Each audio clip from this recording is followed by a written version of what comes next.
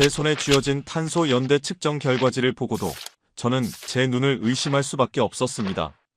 떨리는 손으로 결과지를 다시 확인했지만 수치는 변하지 않았습니다. 인류 문명의 발상지라 불리는 메소포타미아나 황하보다 훨씬 앞선 시기, 그리고 그 누구도 상상하지 못했던 장소. 저는 그 순간 숨이 턱 막혀왔습니다. 수천 년 전 유라시아 대륙의 절반을 가로질러 8갈래의 거대한 인류 이동 루트가 마치 약속이라도 한 듯 단 하나의 땅을 향해 맹렬하게 질주하고 있었기 때문입니다. 도대체 그 땅에 무엇이 있었던 걸까요?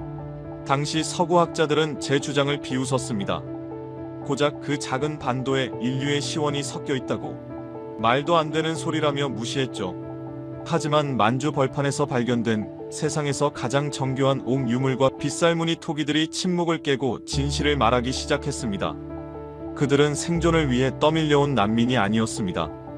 가장 강인하고 가장 역동적이며 가장 지혜로운 집단이 최고의 땅을 찾아 목숨을 걸고 선택한 종착지. 그곳이 바로 지금의 대한민국이었습니다. 오늘 들려드릴 이야기는 단순히 과거의 역사가 아닙니다.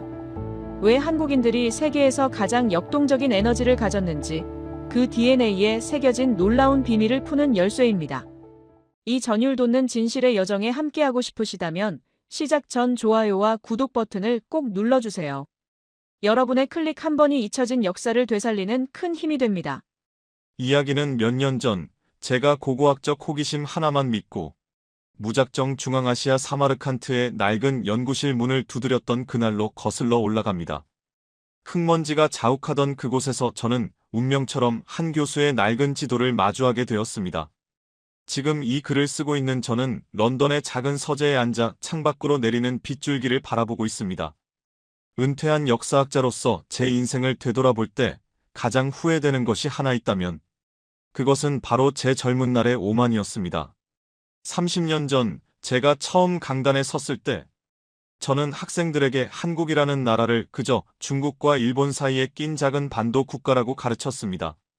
서구의 주류 학계가 의뢰 그렇듯 저 역시 한국의 역사를 중국 문명의 아류쯤으로 여기거나 끊임없이 외세의 침략에 시달려온 순환의 역사로만 해석했던 것입니다. 하지만 만주 벌판의 거친 모래바람을 맞으며 그 붉은 산, 홍산의 유적 앞에 섰을 때 제 낡은 지식은 산산조각이 나버렸습니다. 그날의 충격을 이야기하기 위해 저는 시간을 조금 더 과거로 되돌려야겠습니다. 몇 년 전 저는 유라시아 문명의 기원을 추적하는 국제공동연구팀의 일원으로 합류하게 되었습니다. 당시 연구팀의 분위기는 중국의 황하 문명이나 중동의 메소포타미아 문명에 집중되어 있었지만 저와 함께 동행했던 한국인 교수님 한 분, 편의상 윤 교수님이라 부르겠습니다. 그분만은 전혀 다른 곳을 바라보고 계셨습니다. 윤 교수님은 제게 낡은 지도 한 장을 펼쳐 보이시며 이렇게 말씀하셨습니다. 박사님, 서양 사람들의 눈에는 한반도가 대륙의 끝 막다른 골목처럼 보이겠지만 말을 타고 달리는 사람들의 눈으로 다시 한번 봐주십시오. 이곳은 끝이 아니라 모든 길이 모이는 시작점이자 종착점입니다. 처음에는 그 말이 무슨 뜻인지 이해하지 못했습니다. 우리는 지프차를 타고 중국 동북부, 과거에는 만주라 불렸던 광활한 대지로 향했습니다. 끝없이 펼쳐진 옥수수밭과 황량한 구릉지대를 지나며 저는 윤 교수님에게 물었습니다. 도대체 우리가 여기서 무엇을 찾을 수 있단 말입니까? 문명의 중심은 중원, 그러니까 황하 유역이 아닙니까? 윤 교수님은 그저 빙그레 웃으시며 차창 밖의 지평선을 가리키셨습니다. 조금만 더 가면 붉은 산이 나옵니다. 그곳에 가면 박사님이 알고 있던 세계사 연표를 다시 써야 할지도 모릅니다. 우리가 도착한 곳은 네이멍구 자치구의 적봉 지역이었습니다. 붉은 철광석 때문에 산 전체가 붉게 보인다는 홍산, 그 기묘한 풍경 앞에서 저는 묘한 압도감을 느꼈습니다. 그리고 그곳 박물관 수장고에서 저는 제 눈을 의심케 하는 유물을 마주하게 되었습니다. 그것은 흙으로 빚은 토기도, 녹슨 청동검도 아니었습니다. 바로 옥이었습니다. 어른 주먹만 한 크기의 옥룡과 옥으로 만든 귀걸이, 그리고 제사장이 사용했을 법한 정교한 옥기들이 영롱한 빛을 뿜어내고 있었습니다. 고고학자인 저는 직감적으로 알 수 있었습니다. 옥이라는 보석은 다루기가 무척 까다롭습니다. 강도가 높아서 현대의 정밀 기계로도 가공하기 힘든 이 광물을 금속 도구조차 없었던 신석기 시대에 이토록 매끄럽고 정교하게 깎아냈다는 것은 상상할 수 없는 기술력이었습니다. 하지만 저를 정말로 경악하게 만든 건 그 유물들의 연대였습니다. 탄소 연대 측정 결과 이 문명은 기원전 3500년, 아니 그보다 더 거슬러 올라가 기원전 4000년에서 5000년 전의 것으로 추정되고 있었습니다. 제 머릿속이 하얗게 변했습니다. 우리가 흔히 세계 4대 문명이라 칭송하며 인류 문명의 기원이라 가르쳤던 황하 문명보다 무려 1000년에서 1500년이나 앞선 시기였습니다. 중국 학계조차 당황하여 요하 문명이라 이름을 붙이고 자신들의 역사로 편입하려 애쓰고 있었지만 사실 이 문명의 주인은 한족 차이니즈가 아니었습니다. 그들은 빗살무늬 토기를 사용했고 적석총이라는 돌무지 무덤을 썼으며 곰을 숭배하는 토테미즘을 가지고 있었습니다. 이 모든 특징은 정확하게 한반도의 고대 문화와 일치하고 있었습니다. 윤 교수님은 떨리는 제 손을 잡아 이끌며 나지막이 말씀하셨습니다. 보십시오. 이것이 바로 고조선 그리고 그 이전에 존재했던 배달국이라 불리던 우리 선조들의 흔적입니다. 중국이 만리장성을 쌓아 막으려 했던 북방의 강력한 세력, 그들이 바로 여기에 있었습니다. 그 순간 저는 망치로 머리를 얻어맞은 듯한 충격을 받았습니다. 저는 평생 한국을 조용한 아침의 나라라고만 생각했습니다. 작은 반도에 갇혀 농사나 짓고 주변 강대국들의 눈치를 보며 살아온 민족이라고 여겼습니다. 하지만 그건 철저한 오해였습니다. 만주 벌판을 호령하던 그 거대한 기상이 저 붉은 산맥을 넘어 한반도까지 이어지고 있었던 것입니다. 그들은 갇혀있던 것이 아니라 유라시아 대륙을 거침없이 누비던 기마 민족의 후예였습니다.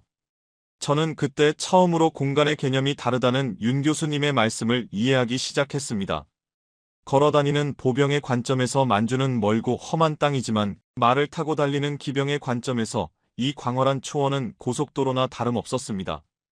바이칼 호수에서 시작해 알타이 산맥을 넘고 몽골 초원을 지나 만주와 한반도에 이르기까지 그들에게 국경은 무의미했습니다. 그들은 바람처럼 이동했고 문명을 전파했으며 가장 살기 좋은 땅을 찾아 동쪽으로, 더 동쪽으로 이동해왔던 것입니다. 박물관을 나와 숙소로 돌아오는 길 밤하늘에 쏟아지는 별을 보며 저는 생각에 잠겼습니다. 도대체 왜 그들은 서쪽의 비옥한 땅을 두고 굳이 이 머나먼 동쪽 끝까지 왔을까? 단순히 먹을 것을 찾아서? 아니면 전쟁의 패에서 밀려난 것일까? 서구 학자들은 보통 그렇게 해석합니다. 인류의 이동은 생존을 위한 투쟁의 결과라고 말이죠. 하지만 윤 교수님의 생각은 달랐습니다. 박사님, 인간은 단순히 빵만으로 사는 존재가 아닙니다. 그들이 동쪽으로 온 것은 해를 찾아서입니다. 해가 가장 먼저 뜨는 곳, 광명이 시작되는 땅을 향한 숭고한 여정이었습니다. 그 말을 듣는 순간 제 가슴 속에서 무언가 뜨거운 것이 울컥 치솟았습니다. 고난을 피해 도망친 난민이 아니라 빛과 이상을 쫓아 대륙을 횡단한 개척자들. 그제야 저는 한국인들이 가진 그 설명할 수 없는 역동성의 뿌리를 본 것 같았습니다. 좁은 땅덩어리에 갇혀 있다고 생각했던 그들의 DNA 속에는 사실 수만 킬로미터의 대륙을 제 집처럼 누비던 호방한 기질이 잠자고 있었던 것입니다. 하지만 이것은 시작에 불과했습니다. 홍산 문명의 발견은 저에게 겨우 서막을 열어주었을 뿐입니다. 윤 교수님은 저에게 더 놀라운 제안을 했습니다. 이제 우리는 이들이 어디서 왔는지 그 8개의 거대한 이동 루트를 역추적해 볼 겁니다. 바이칼 호수, 알타이 산맥, 그리고 중앙아시아의 사마르칸트까지 한국인의 얼굴과 문화를 닮은 사람들을 만나러 가는 긴 여정이 될 겁니다. 저는 주저없이 그 제안을 받아들였습니다. 이미 저는 이 미스터리에 완전히 매료되어 있었으니까요. 다음 날 새벽 우리는 짐을 꾸려 만주를 떠나 더 깊은 대륙의 심장부로 향했습니다. 그리고 그 여정에서 저는 한국이라는 나라가 단순히 한반도에 머무는 것이 아니라 유라시아 전체를 아우르는 거대한 문명의 용광로였다는 사실을 하나하나 목격하게 됩니다. 제가 만난 수많은 부족들, 그들이 쓰는 언어와 풍습 속에서 발견된 한국의 흔적들은 저를 전율케 하기에 충분했습니다. 하지만 그날의 충격은 거기서 끝이 아니었습니다. 박물관을 나서려던 제 발길을 붙잡은 것은 화려한 옥 유물 뒤편, 어두운 구석에 놓여있던 투박한 토기 한 점이었습니다. 윤 교수님은 마치 보물이라도 발견한 듯 저를 다급히 부르셨습니다. 박사님, 이 토기의 무늬를 자세히 보십시오. 어디서 많이 본 것 같지 않습니까? 유리 진열장 안에는 밑이 뾰족하고 표면에 생선뼈 같은 사선 무늬가 새겨진 톡이 하나가 놓여 있었습니다. 저는 순간 제 고향 런던의 대형 박물관이 아니라 서울의 국립중앙박물관, 선사시대관에 와 있는 착각이 들었습니다. 그것은 한국사 교과서 첫 페이지에 등장하는 빗살무늬 토기와 쌍둥이처럼 똑같았습니다. 저는 떨리는 목소리로 물었습니다. 이게 왜 여기에 있습니까? 빗살무늬 토기는 한반도에서 주로 발견되는 것 아닙니까? 윤 교수님은 고개를 저으며 놀라운 사실을 설명해 주셨습니다. 많은 분이 빗살무늬 토기를 단순히 한국의 유물로만 알지만 사실 이것은 글로벌 코드입니다. 스칸디나비아 반도에서 시작해 시베리아를 거쳐 몽골, 만주, 그리고 한반도까지 이어지는 거대한 북방 문화 벨트의 증거지요.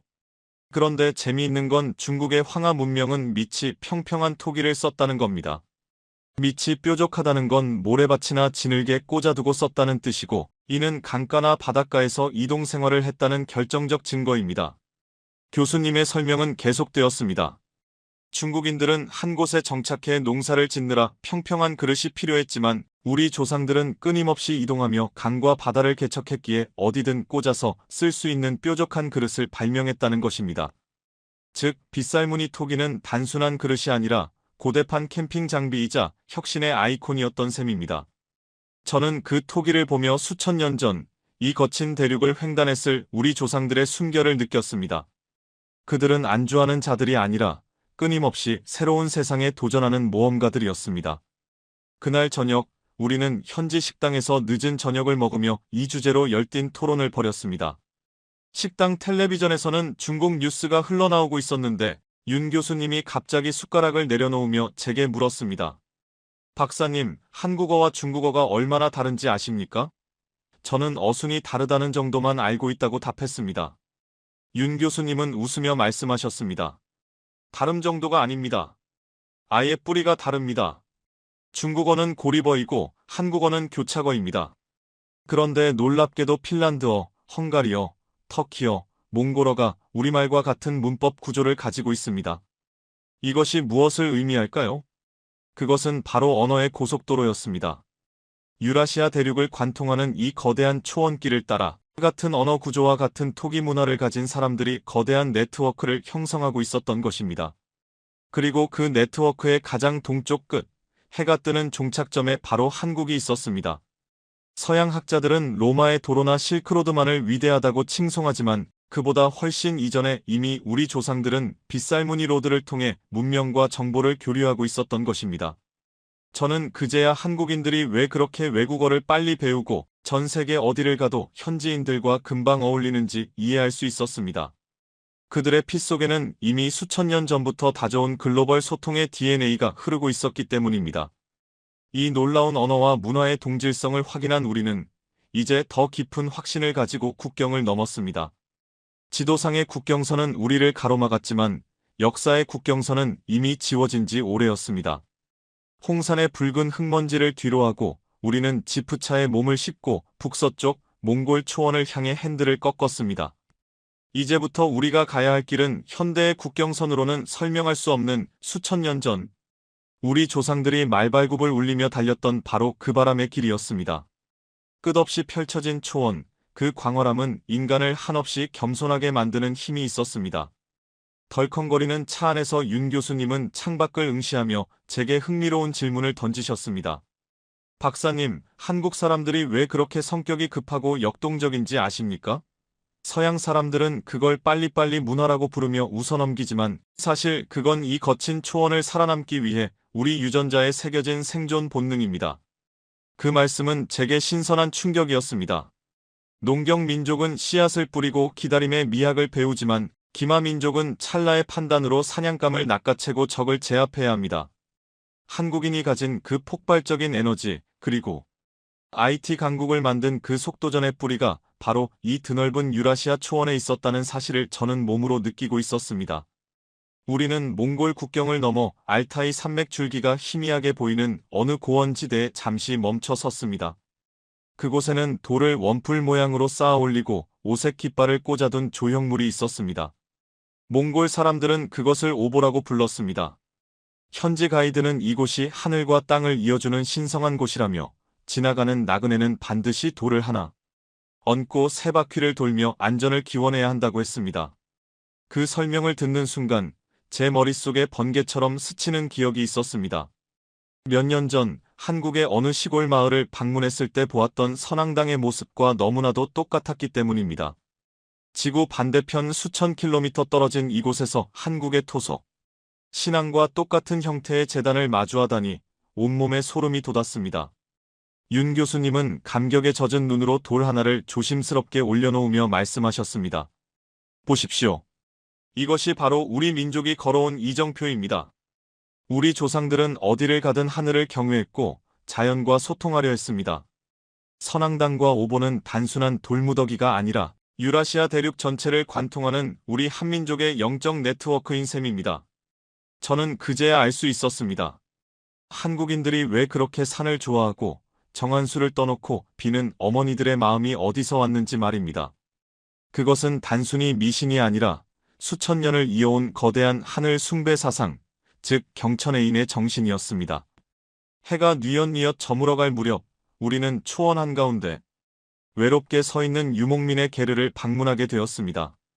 낯선 이방인의 방문에도 그들은 경계심 없이 우리를 따뜻하게 맞아주었습니다. 텐트 안으로 들어서자 구수한 냄새가 코를 찔렀습니다. 양고기를 푹 삶아낸 국물 요리였는데 놀랍게도 그 맛은 한국의 곰탕이나 설렁탕과 묘하게 닮아 있었습니다. 하지만 음식보다 저를 더 놀라게 한 것은 그곳에 살고 있는 할머니의 얼굴이었습니다.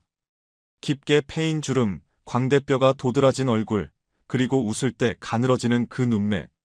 만약 이분을 서울 종로의 어느 골목에 모셔다 놓는다면 그 누구도 외국인이라 생각하지 않을 만큼 완벽한 한국 할머니의 모습이었습니다. 저는 무례를 무릅쓰고 한참이나 그 할머니의 얼굴을 쳐다보았습니다. 할머니는 제 손을 잡으며 따뜻한 양젓차인 수태차를 건네주셨는데 그 거친 손의 감촉마저 한국의 시골 장터에서 느꼈던 정과 똑같았습니다. 말이 통하지 않아도 마음이 통한다는 게 이런 것일까요? 저는 그 좁은 텐트 안에서 설명할 수 없는 뭉클함을 느꼈습니다. 통역을 통해 윤 교수님은 그들에게 조심스럽게 탱그리에 대해 물었습니다. 탱그리는 몽골과 중앙아시아 유목민들이 믿는 최고의 신, 즉 하늘을 뜻하는 단어입니다. 그들은 눈을 반짝이며 하늘을 가리켰고 탱그리가 자신들을 굽어 살핀다고 말했습니다. 윤 교수님은 제게 조용히 속삭이셨습니다. 박사님, 이 탱글이라는 발음을 잘 기억해 두십시오. 이것이 바로 우리 건국 신화에 나오는 단군의 어원입니다. 저는 순간 귀를 의심했습니다. 단군과 탱글이. 언어학적으로 그 유사성은 부인할 수 없을 만큼 명백했습니다. 단군이라는 명칭은 한자 뜻풀이로 보면 박달나무 임금이지만 그 소리의 기원을 찾아 올라가면 바로 이 광활한 초원을 지배했던 하늘의 통치자, 무당이자 제사장이었던 탱그리와 연결됩니다. 즉 고조선은 어느 날 갑자기 하늘에서 떨어진 신화가 아니라 이 거대한 유라시아 대륙의 천손 사상을 공유하는 강력한 문명 집단이었다는 증거입니다. 윤 교수님의 설명은 치밀하고 논리적이었습니다. 육당 최남선 선생이 주장했던 불합문화론이 눈앞에 현실로 증명되는 순간이었습니다. 우리가 흔히 신화나 전설로만 치부했던 단군 이야기가 사실은 이토록 거대하고 구체적인 역사적 실체를 가지고 있었다니 저는 역사학자로서 부끄러움과 동시에 전율을 느꼈습니다. 그날 밤 게르 밖으로 나와 쏟아지는 은하수를 바라보며 저는 윤 교수님과 긴 대화를 나누었습니다. 밤바람은 차가웠지만 우리들의 이야기는 뜨겁게 타올랐습니다. 박사님, 우리 민족이 이곳을 떠나 동쪽 끝까지 간 이유가 무엇이라고 생각하십니까? 윤 교수님의 질문에 저는 낮에 보았던 오보와 할머니의 얼굴을 떠올리며 대답했습니다. 아마도 그들은 단순히 쫓겨난 것이 아니라 더 완벽한 땅을 찾아 선택한 것이 아닐까요? 물이 맑고 사계절이 뚜렷하며 삼면이 바다로 둘러싸여 먹을거리가 풍부한 땅. 그들이 꿈꾸던 이상향이 바로 한반도였던 것 같습니다. 제 말에 윤 교수님은 고개를 끄덕이셨습니다. 맞습니다. 우리는 갇힌 것이 아니라 유라시아 대륙의 에너지를 품고 가장 살기 좋은 곳에 둥지를 튼 것입니다. 그렇기에 우리 유전자 속에는 대륙을 호령하던 기상과 반도에서 꽃피운 섬세함이 공존하고 있습니다. 그것이 바로 오늘날 한국이 세계 무대에서 두각을 나타내는 원동력입니다. 다음 날 아침, 우리는 다시 짐을 챙겼습니다. 이제 우리는 몽골 초원을 가로질러 우리 민족의 시원이라 불리는 가장 신비로운 장소, 바이칼 호수로 향할 예정이었습니다. 가는 길은 험난했습니다. 비포장 도로를 달리며 타이어가 펑크나기도 하고 갑작스러운 소나기를 만나기도 했습니다. 하지만 그 모든 과정조차 우리 조상들이 겪었을 고난에 비하면 아무것도 아니라는 생각이 들었습니다. 차창 밖으로 스쳐 지나가는 풍경 하나하나가 예사롭지 않게 보였습니다.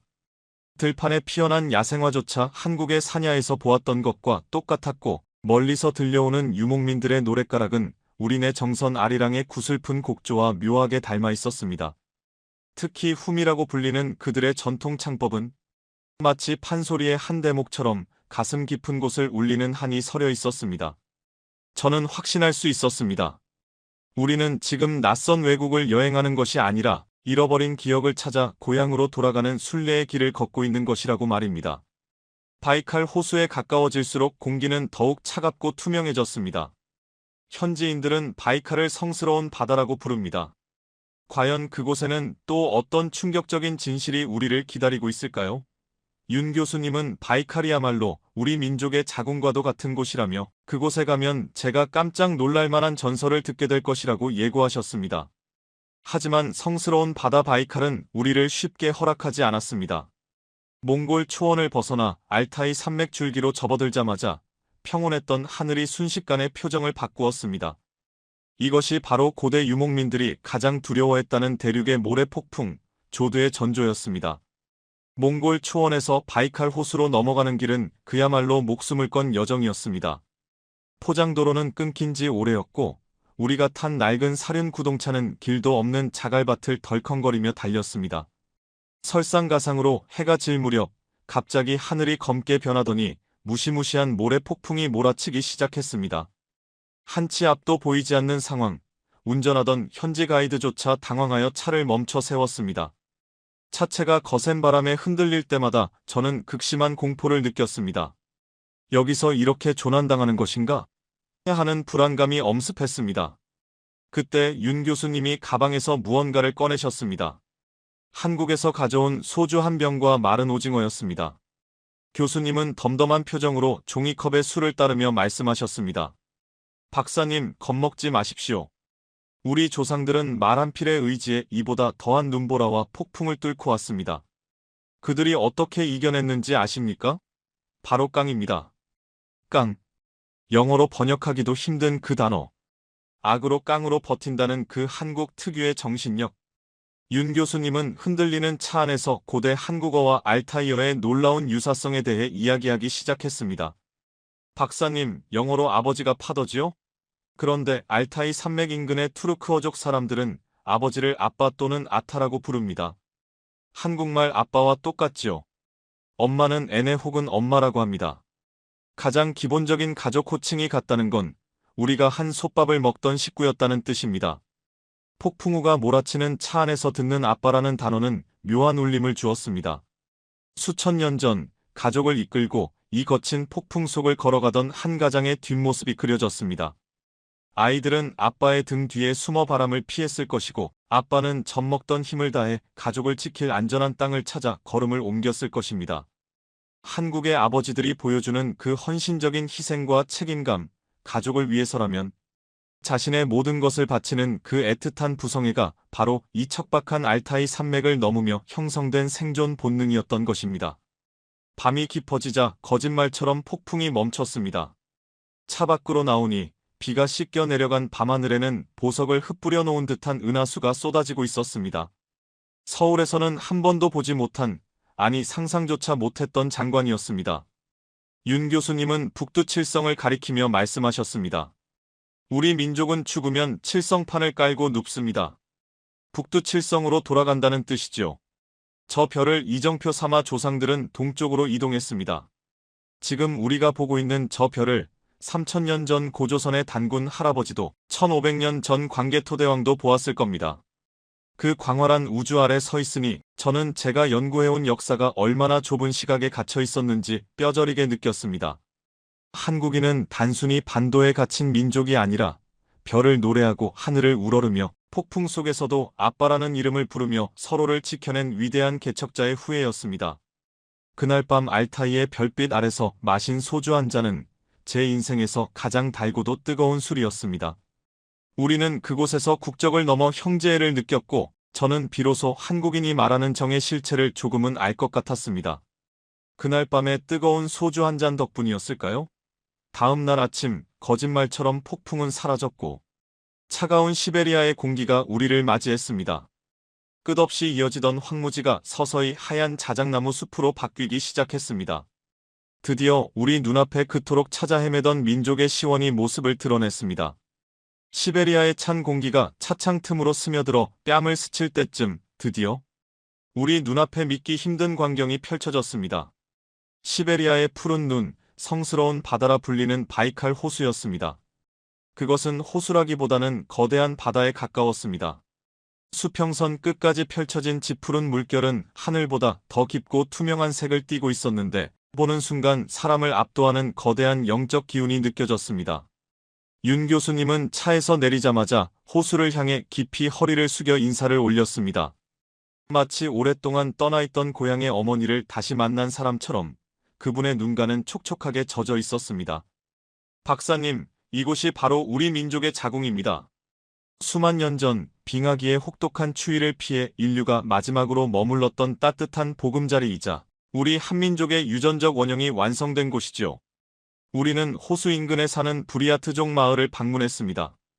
부리아트족은 시베리아의 여러 소수민족 중에서도 한국인과 유전자가 가장 가깝다고 알려진 사람들입니다. 마을 입구에서 우리를 맞이한 현지인들의 얼굴을 보고 저는 또 한 번 숨이 턱 막히는 충격을 받았습니다. 몽골에서 느꼈던 유사함과는 차원이 달랐습니다. 둥근 얼굴, 쌍꺼풀 없는 눈매, 그리고 웃을 때 드러나는 순박한 표정까지 그들은 그냥 한국인 그 자체였습니다.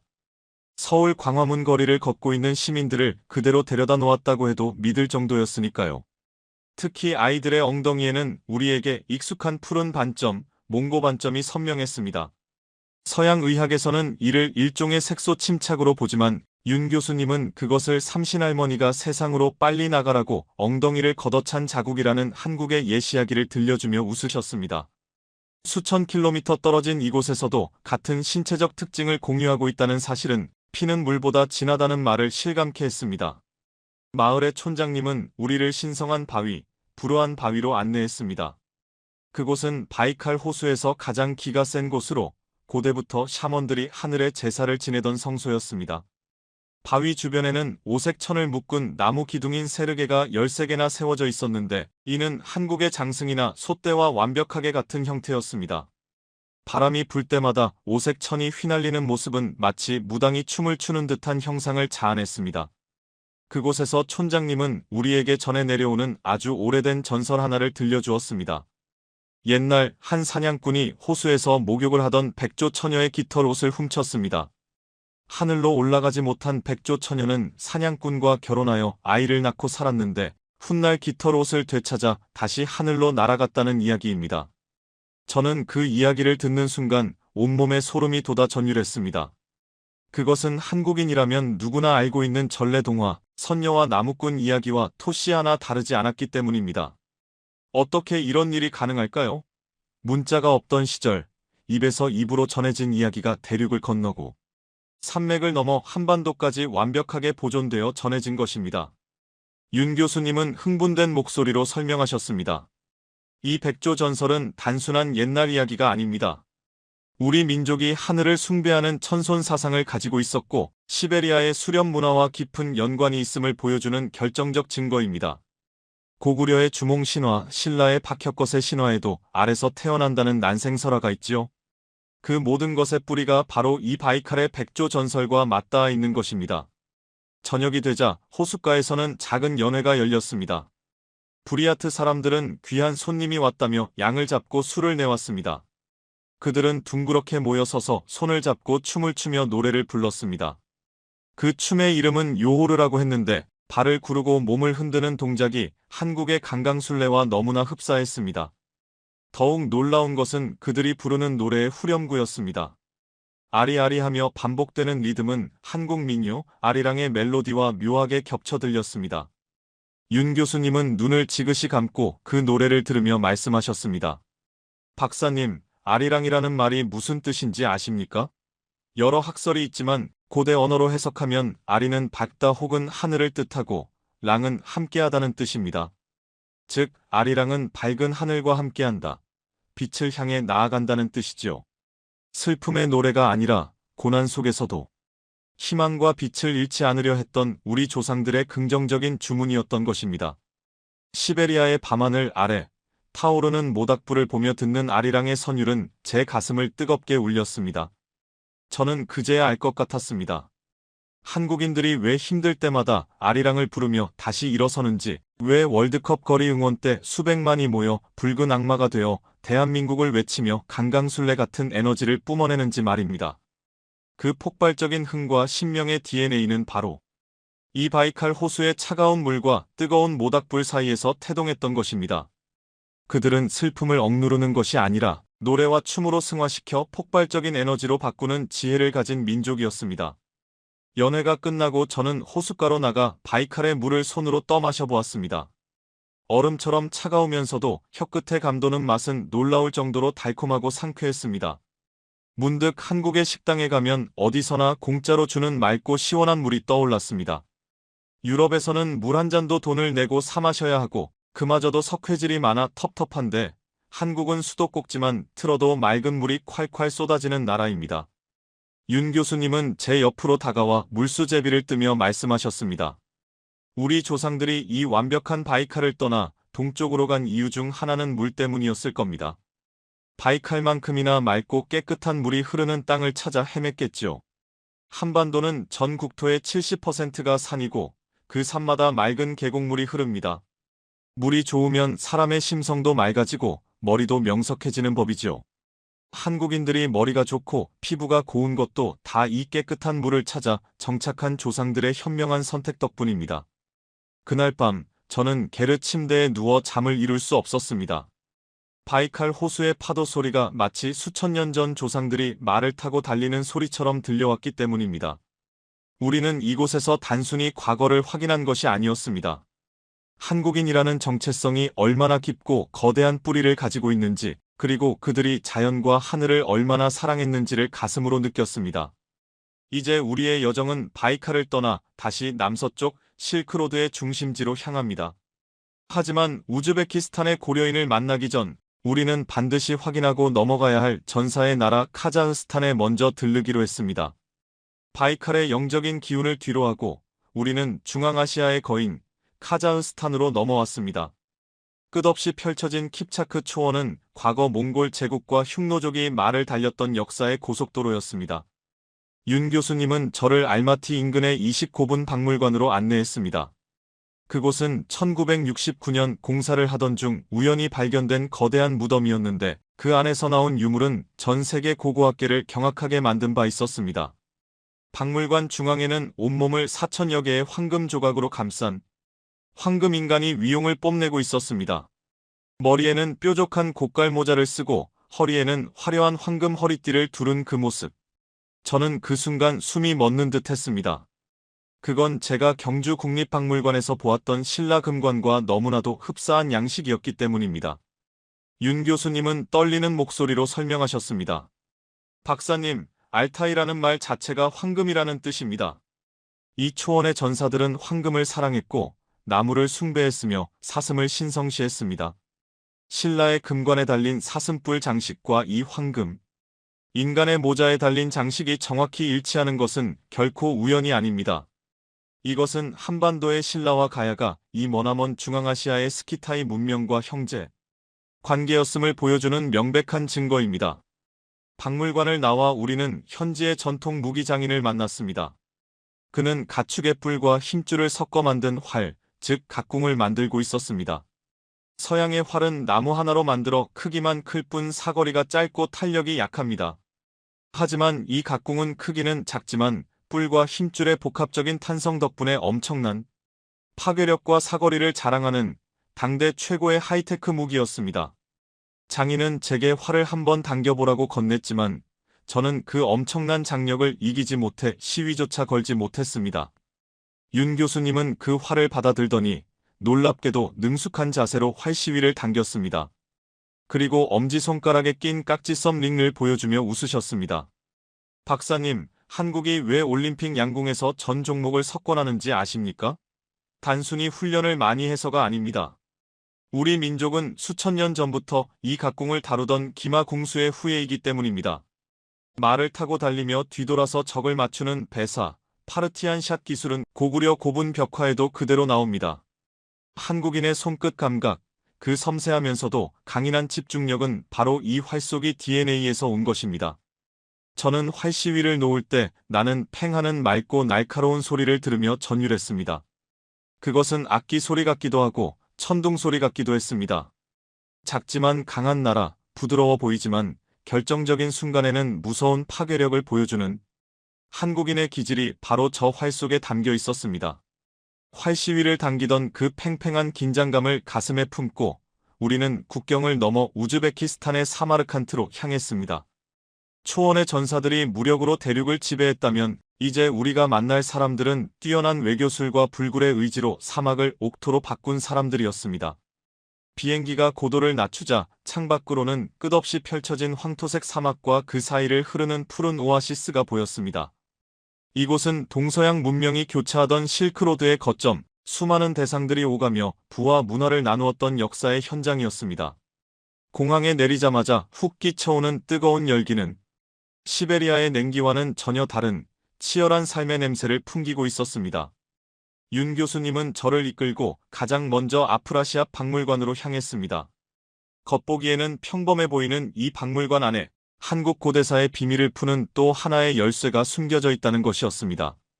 어두컴컴한 박물관 내부, 조명이 비추는 한쪽 벽면에는 7세기경 그려진 것으로 추정되는 거대한 궁전 벽화가 남아 있었습니다. 세월의 풍파에 색이 바래고 곳곳이 훼손되었지만 그림 속 인물들의 표정은 여전히 생생했습니다. 윤 교수님은 손전등을 비추며 벽화의 오른쪽 구석을 가리켰습니다. 박사님, 저 두 사람을 자세히 보십시오. 다른 사신들과 복장이 완전히 다르지 않습니까? 저는 숨을 죽이고 그들을 관찰했습니다. 머리에는 새 깃털을 꽂은 조우관을 쓰고 허리에는 둥근 고리가 달린 환두대도를 찼으며 헐렁한 바지를 입은 두 명의 사내. 그들은 당당한 표정으로 왕을 아련하고 있었습니다. 이들이 바로 고구려의 사신들입니다. 당나라의 위협에 맞서 연개 소문이 이곳 소구드 왕국과 군사 동맹을 맺기 위해 급파했던 외교관들이지요. 저는 전율했습니다. 지금 비행기를 타고 와도 꼬박 하루가 걸리는 이 먼 곳까지 1400년 전 우리 조상들은 말을 타고 산맥과 사막을 건너 찾아왔던 것입니다. 당시 고구려는 단순히 한반도 북부에 운거하던 나라가 아니었습니다. 동돌궐, 소구드 등 중앙아시아 국가들과 어깨를 나란히 하며 국제 정세를 주도했던 글로벌 제국이었습니다.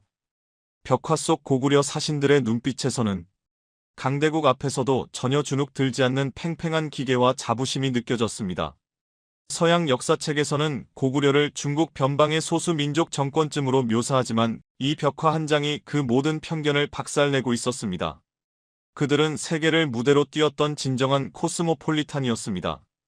저는 그 벽화 앞에서 고개를 숙였습니다. 작은 땅덩어리에 갇혀 있었다고 믿었던 제 편협한 역사관이 부끄러웠습니다. 박물관을 나온 우리는 차를 타고 사마르칸트 외곽의 시골 마을로 이동했습니다. 그곳은 유난히 논농사가 잘 되어 푸른 물결이 넘실거리는 곳이었습니다. 사막 기후인 이곳에서 벼농사가 가능하다니 의아해하는 저에게 윤 교수님은 씁쓸한 표정으로 말씀하셨습니다. 이곳의 벼들은 그냥 자란 게 아닙니다. 우리 민족의 피와 땀, 그리고 한이 만들어낸 기적입니다. 우리는 그곳에서 고려인이라 불리는 한인 동포들을 만났습니다. 1937년 스탈린의 강제 이주 정책에 의해 연해주에서 화물열차 짐칸에 실려 이곳 중앙아시아 허허벌판에 버려졌던 사람들. 영하 40도의 추위와 굶주림 속에서 그들은 맨손으로 땅을 파 토구를 찍고 갈대밭을 일궈 벽실을 뿌렸습니다. 마을 어귀 평상에 앉아 계신 80대 할아버지를 만났습니다. 그분의 손은 마치 나무 껍질처럼 거칠고 투박했습니다. 할아버지는 서툰 한국말, 아니 북한 사투리에 가까운 억양으로 당시를 회상하셨습니다. 처음엔 다 죽는다고 했지. 물도 없고 돌멩이만 가득한 땅이었으니까. 그런데 우리는 조선 사람이잖아. 죽으란 법은 없지. 맨손으로 수로를 파고 강물을 끌어왔어. 현지 우즈벡 사람들도 미친 짓이라며 고개를 저었지만 가을이 되니 황무지에서 쌀이 나오더란 말이야. 할아버지의 눈가가 붉어졌습니다. 그들은 단순히 살아남은 것이 아니라 중앙아시아의 농업 지도를 바꿔놓았습니다. 오늘날 우즈베키스탄이 쌀을 수출하는 나라가 된 것은 전적으로 고려인들의 독종 같은 근면함 덕분이었습니다. 저녁 식사 자리에는 고려인들의 애환이 담긴 음식이 나왔습니다. 당근 김치 마고였습니다. 배추를 구할 수 없었던 그들은 척박한 땅에서도 잘 자라는 당근을 썰어 소금과 고춧가루에 절여 김치처럼 만들어 먹었습니다. 저는 그 붉은 당근 김치를 한 입 베어 물었습니다. 아삭한 식감 뒤로 매콤하고 짭짤한 맛이 입안을 채웠습니다. 그것은 단순한 반찬이 아니었습니다. 고향을 잃고 낯선 땅에 버려졌지만 결코 자신의 뿌리인 매운맛을 포기하지 않았던 그들의 눈물겨운 정체성이었습니다. 윤 교수님은 소주 한 잔을 기울이며 말씀하셨습니다. 박사님, 한국 사람들은 잡초가 아니라 인삼 같은 존재들입니다. 척박한 땅일수록 더 깊게 뿌리를 내리고 결국에는 사람을 살리는 약효를 만들어내지요. 세계 어디에 던져놔도 한국인은 기어이 살아남아 그곳의 주인이 됩니다. 지금 전 세계에 나가 있는 한국 교민들이 보여주는 그 놀라운 성공. 신화가 바로 이 고려인들의 DNA에서 나온 것입니다. 식사를 마치고 나오는 길 마을 회관에서는 아이들이 태권도를 배우고 있었습니다. 하얀 도복을 입고 태권 하며 기합을 넣는 아이들의 눈빛은 살아있었습니다. 비록 말은 러시아어를 쓰고 생김새는 조금 달라졌을지 몰라도 그들의 가슴 속에는 여전히 뜨거운 한민족의 피가 흐르고 있었습니다.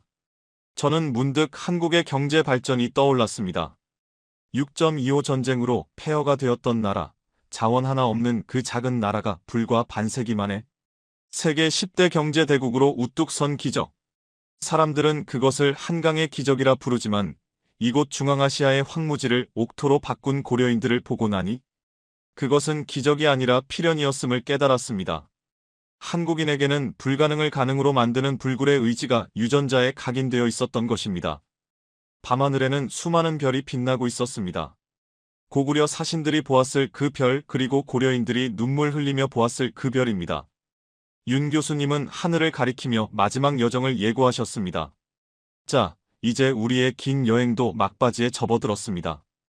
우리는 과거의 영광과 아픔을 모두 확인했습니다. 이제 마지막으로 가야 할 곳은 이 모든 에너지가 집약되어 폭발하고 있는 곳. 바로 지금의 대한민국입니다. 제가 왜 그토록 한국의 미래를 낙관하는지 그 마지막 퍼즐을 서울에서 맞춰드리고 싶습니다. 우리는 이제 모든 여정을 마치고 한국으로 돌아갑니다.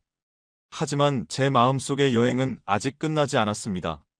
만주에서 시작해 몽골, 시베리아, 중앙아시아를 거쳐오며 확인한 그 거대한 한의 흐름이 현대의 대한민국에서 어떻게 꽃 피우고 있는지 두 눈으로 확인해야 했기 때문입니다. 내일이면 저는 드디어 그 약속의 땅 서울에 도착합니다. 드디어 인천국제공항에 비행기가 착륙하고 게이트가 열리는 순간 저는 마치 타임머신을 타고 수천 년의 시간을 건너뛴 듯한 현기증을 느꼈습니다. 흙먼지 날리는 만주 벌판과 척박한 중앙아시아의 사막을 지나 도착한 이곳은 그야말로 미래 도시 그 자체였습니다. 대리석 바닥은 거울처럼 반짝였고 입국 수속은 믿을 수 없을 만큼 신속하고 정확하게 진행되었습니다. 짐을 찾고 공항을 빠져나오는 데 걸린 시간은 불과 30분 남짓. 전 세계 어디에서도 경험해보지 못한 이 압도적인 속도 앞에서 저는 윤 교수님이 몽골 초원에서 했던 말을 떠올렸습니다. 박사님, 한국인의 빨리빨리는 조급함이 아닙니다. 그것은 광활한 초원을 질주하며 사냥감을 낚아채던 기마민족의 생존 본능이 디지털 시대로 진화한 것입니다. 그렇습니다. 한국은 단순히 인터넷이 빠른 나라가 아니었습니다. 국가 시스템 전체가 마치 잘 훈련된 기병대처럼 유기적이고 기민하게 움직이는 현대판 유목, 제국의 모습을 하고 있었습니다. 그 압도적인 효율성에 감탄하며 공항을 빠져나온 우리는 서울로 들어가기 전 윤 교수님의 제안으로 고속도로 휴게소에 잠시 들렀습니다. 저는 그곳을 단순한 화장실과 주유소 정도로 생각했습니다. 하지만 제 눈앞에 펼쳐진 광경은 또 하나의 거대한 문화 충격이었습니다. 수백 대의 차들이 질서정연하게 주차되어 있었고 건물 안은 백화점 푸드코트처럼 깨끗하고 화려했습니다. 사람들은 키오스크로 순식간에 주문을 마치고 로봇이 내려주는 커피를 마시며 안마 의자에서 휴식을 취하고 있었습니다. 윤 교수님은 호두과자 한 봉지를 사서 제 손에 쥐어주며 말씀하셨습니다. 박사님, 한국의 고속도로 휴게소야말로 현대판 역참 스테이션입니다. 세계에서 가장 바쁘고 역동적인 한국인들이 잠시 말자동차를 멈추고 에너지를 충전하는 곳이지요. 이곳의 화장실을 가보셨습니까? 5성급 호텔보다 깨끗합니다. 무료로 제공되는 식수, 따뜻한 비데, 아이들을 위한 수유실까지. 이 모든 것이 공공의 편익을 위해 당연하게 제공됩니다. 한국은 빨리빨리 이동하는 유목민적 기질을 가지고 있지만 동시에 머무는 사람에 대한 극진한 배려, 즉 정을 시스템화한 나라입니다. 그때 제 눈에 잊지 못할 장면이 들어왔습니다. 휠체어를 탄 노모를 모시고 온 중년의 아들이 어머니의 식판을 대신 들고 와서 밥 위에 반찬을 올려드리고 입가를 닦아드리는 모습이었습니다. 서양에서는 요양병원에 모시는 것이 일반적이지만 한국에서는 휴일이면 이렇게 부모님을 모시고 나들이를 나오는 풍경이 흔하다고 했습니다. 윤 교수님은 그 모습을 흐뭇하게 바라보며 효에 대해 설명했습니다. 동방예의지국이라는 말은 빈말이 아닙니다. 자기를 낳아준 뿌리에 대한 감사, 약자를 보호하려는 본능. 이것이 한국 사회를 지탱하는 가장 강력한 힘입니다. 이어서 윤 교수님은 휴게소 한편에 마련된 간이 병원응급센터를 가리켰습니다. 박사님, 한국의 의료 시스템은 세계 최고 수준입니다. 돈이 없어서 치료를 못 받는 일이 없도록 전국민 건강보험이 되어 있고 암 수술 생존율은 미국이나 유럽을 능가합니다. 무엇보다 의사들의 손기술이 기가 막힙니다. 젓가락질로 단련된 그 섬세한 손끝으로 로봇 수술을 집도하니 세계 의사들이 배우러 오지요. 활을 쏘던 그 집중력이 이제는 생명을 살리는 메스로 바뀐 겁니다. 저는 그곳에서 깨달았습니다. 한국의 발전은 단순히 경제적인 수치로만 설명할 수 없다는 것을요. 첨단 기술 하이테크와 인간미 하이터치가 완벽하게 조화를 이룬 나라. 가장 빠른 속도로 질주하면서도 뒤처진 사람이나 늙은 부모를 업고 함께 가는 따뜻한 동행의 문화. 이것이야말로 인류가 지향해야 할 미래 문명의 모델이 아닐까 생각했습니다. 따뜻한 호두과자와 더 따뜻한 한국의 정을 가슴에 품고 우리는 다시 차에 올랐습니다. 공항 리무진이 서울로 향하는 올림픽대로 위를 달리기 시작하자 저는 다시 한번 숨을 삼켰습니다. 차창 밖으로 펼쳐진 한강의 야경은 마치 바이칼 호수 위에 은하수를 쏟아부은 듯 황홀했습니다. 불과 70년 전 전쟁으로 모든 것이 잿더미가 되었던 땅이라고는 도저히 믿기지 않는 광경이었습니다. 윤 교수님은 차창 밖으로 스쳐 지나가는 마천루들을 가리키며 조용히 말씀하셨습니다. 박사님, 저 빌딩 숲이 보이십니까? 서구 사람들은 저걸 한강의 기적이라고 부르지만 저는 한강의 필연이라고 부릅니다. 맨주먹으로 황무지를 옥토로 바꾼 고려인들의 피, 옥을 갈아 최고의 예술품을 만들었던 홍산의 장인 정신, 그리고 대륙을 호령하던 고구려의 기상이 합쳐져 만들어낸 당연한 결과물이기 때문입니다. 우리는 서울 도심의 한 카페에 들어갔습니다. 밤 10시가 넘은 시간이었지만 카페는 대낮처럼 환했고 노트북을 켜놓고 열중하는 젊은이들로 가득했습니다. 그런데 제 눈을 의심케 하는 장면이 있었습니다. 한 청년이 노트북과 스마트폰을 테이블 위에 그대로 둔 채 화장실을 가는 것이었습니다. 런던이나 파리였다면 1분도 안 돼 사라졌을 물건들이 이곳에서는 아무도 거들떠보지 않은 채 그 자리를 지키고 있었습니다. 저는 충격을 받아 윤 교수님께 물었습니다. 어떻게 이럴 수가 있습니까? 아무도 훔쳐가지 않나요? 윤 교수님은 웃으며 대답하셨습니다. 이것이 바로 우리가 바이칼에서 확인했던 공동체 의식입니다. 우리 민족은 예로부터 마을 입구에 대문이 없어도 서로를 믿고 살았습니다. 우리라는 울타리 안에 있는 사람은 남이 아닙니다. 비록 도시는 현대화되었지만 한국인들의 가슴 속에는 여전히 부족을 지키고 서로를 신뢰하는 고대 공동체의 따뜻한 윤리가 살아 숨쉬고 있는 것이죠. 치안이 좋아서가 아닙니다. 시민들의 도덕적 DNA가 높기 때문입니다. 다음 날 저는 윤 교수님의 안내로 세계적인 반도체 기업과 배터리 공장 단지를 견학할 기회를 얻었습니다. 먼지 하나 허용하지 않는 클린룸 안에서 방진복을 입고 움직이는 엔지니어들의 눈빛은 예사롭지 않았습니다. 그들은 마치 옥을 깎던 홍산의 장인들처럼 눈에 보이지도 않는 나노 단위의 회로를 깎아내고 있었습니다. 자원 하나 나지 않는 나라에서 모래 실리콘을 녹여 황금보다 비싼 반도체를 만들어내는 이 기술력이야말로 21세기의 연금술이 아닐까요? 윤 교수님은 공장 굴뚝 위로 피어오르는 하얀 수증기를 바라보며 말씀하셨습니다.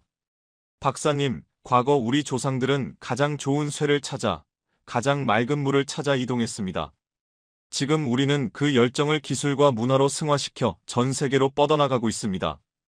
K-팝, K-드라마, 그리고 K-테크놀로지까지. 이것은 제2의 고구려가 문화와 기술이라는 말을 타고 다시 세계를 정복하고 있는 과정입니다. 여정의 마지막 날, 우리는 남산타워에 올라 서울 시내를 내려다보았습니다. 붉게 물든 노을 아래 펼쳐진 거대한 도시, 서울은 마치 용이 꿈틀거리는 듯한 형상이었습니다. 저는 그곳에서 문득 인도의 시인 타고르가 한국을 두고 예언했던 시 구절을 떠올렸습니다. 동방의 등불. 그 등불이 지금 다시 켜지고 있다는 확신이 들었습니다. 저는 윤 교수님의 손을 꼭 잡고 진심을 담아 고백했습니다. 교수님, 저는 처음에 한국을 그저 작은 반도 국가라고 생각했습니다. 하지만 이 긴 여행을 통해 깨달았습니다. 한국은 지리적으로는 반도에 있지만 정신적으로는 이미 대륙을 넘어 세계를 품고 있는 거인이었습니다. 당신들의 역사 속에는 인류가 잃어버린 꿈과 열정, 그리고 휴머니즘이 고스란히 보존되어 있었습니다. 윤 교수님은 눈시울을 붉히며 저를 안아주셨습니다. 고맙습니다. 박사님, 우리의 이 작은 여행이 당신에게, 그리고 이 이야기를 듣는 모든 분들에게 자부심이 되었으면 좋겠습니다. 그리고 기억해 주십시오. 한국인이 꿈꾸는 세상은 우리만 잘 사는 세상이 아닙니다.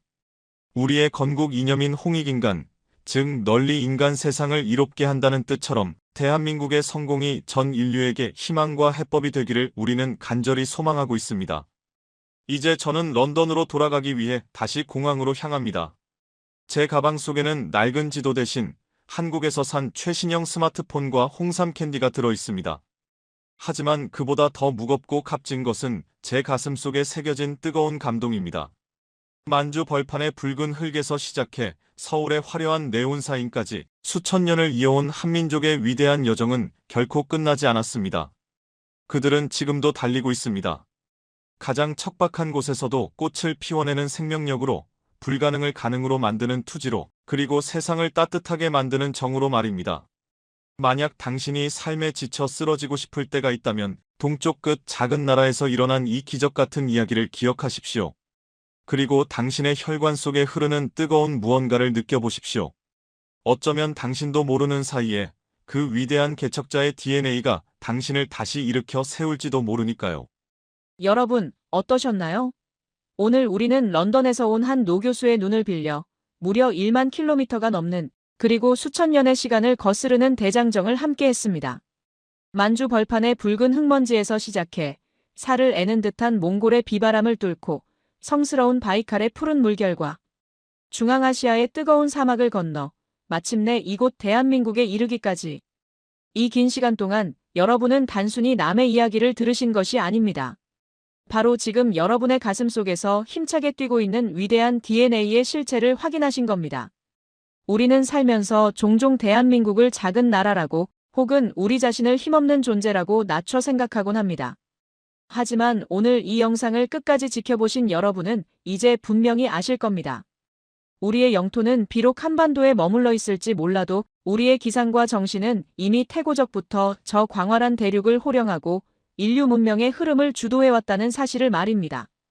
오늘 하루 치열한 삶의 현장에서 혹시 지치거나 작아지는 기분을 느끼셨나요? 그렇다면 기억하십시오. 여러분은 험난한 산맥을 넘고 거친 파도를 건너 기어이 약속의 땅을 찾아낸 위대한 개척자의 후예입니다.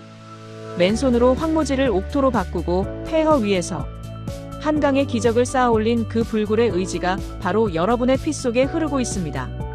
여러분이 오늘 흘린 땀방울은 결코 헛되지 않습니다.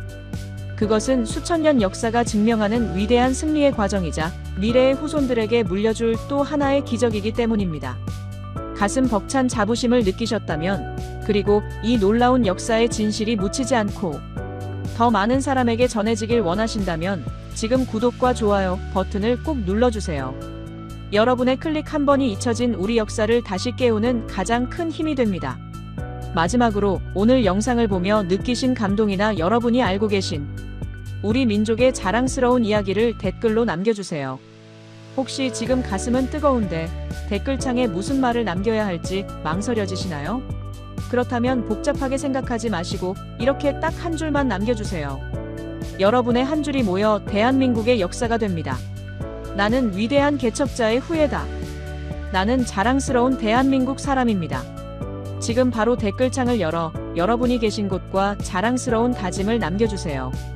전 세계에 퍼져 있는 우리 동포들이 서로의 댓글을 보며 큰 힘을 얻을 것입니다. 여러분의 소중한 댓글 하나도 놓치지 않고 마음에 담겠습니다. 지금까지 감동야화였습니다. 감사합니다. 지금 전 세계 역사학계와 고고학계가 거대한 충격에 휩싸였습니다. 그동안 동아시아 역사, 특히 한국의 고대사를 둘러싸고 벌어졌던 치열한 논쟁의 판도를 단 한 번에 뒤집어버리는 결정적인 증거가 공개되었기 때문입니다. 수십 년간 특정 국가들이 막대한 자금을 쏟아부으며 조직적으로 은폐하고 왜곡하려 했던 진실이 한 장의 오래된 벽화 사진과 식물학적 분석 결과로 인해 백일화에 드러났습니다. 영국의 저명한 역사학술지 편집장은 이 사건을 두고 20세기 이후 가장 충격적인 역사적 반전이라며 입을 다물지 못했습니다. 도쿄의 한 대학 연구실에서는 이 발표가 나오자마자 긴급회의가 소집되었고 중국의 관련 부처는 즉각적인 논평을 거부한 채 침묵을 지키고 있습니다. 도대체 무엇이 이토록 거대한 파장을 불러일으킨 것일까요? 이 사건의 중심에는 그저 전설이나 신화로만 치부되던 이야기를 과학적, 문헌적 증거로 완벽하게 입증해낸 놀라운 발견이 있었습니다. 이것은 단순한 유물의 발견을 넘어섭니다. 한 민족의 기원을 말살하려 했던 제국주의의 논리가 완전히 붕괴되는 순간이자 주변국들이 그토록 두려워하며 자기들의 역사로 편입하려 했던 거대한 문명의 실체가 드러나는 순간이었습니다. 현장에 있던 프랑스의 한 고고학자는 믿을 수 없다는 표정으로 이렇게 중얼거렸습니다. 우리가 곰과 호랑이의 이야기라고 비웃었던 그 내용 속에 수천 년을 관통하는 불멸의 생존 전략과 고도의 의학적 지식이 숨겨져 있을 줄은 꿈에도 몰랐습니다. 이것은 3,500억 달러 가치의 경제적 협상보다 더 중요한 한 국가의 정신적 뿌리를 되찾는 역사적인 사건입니다. 평범한 외국인 학자였던 제가 이 거대한 진실의 소용돌이 한가운데 서게 될 줄은 정말이지 상상조차 하지 못했습니다. 이 충격적인 사건 뒤에는 동북아시아의 패권을 두고 벌어지는 치열한 역사전쟁, 그리고 그 속에서 빛나는 한국인들의 놀라운 지혜가 숨겨져 있습니다.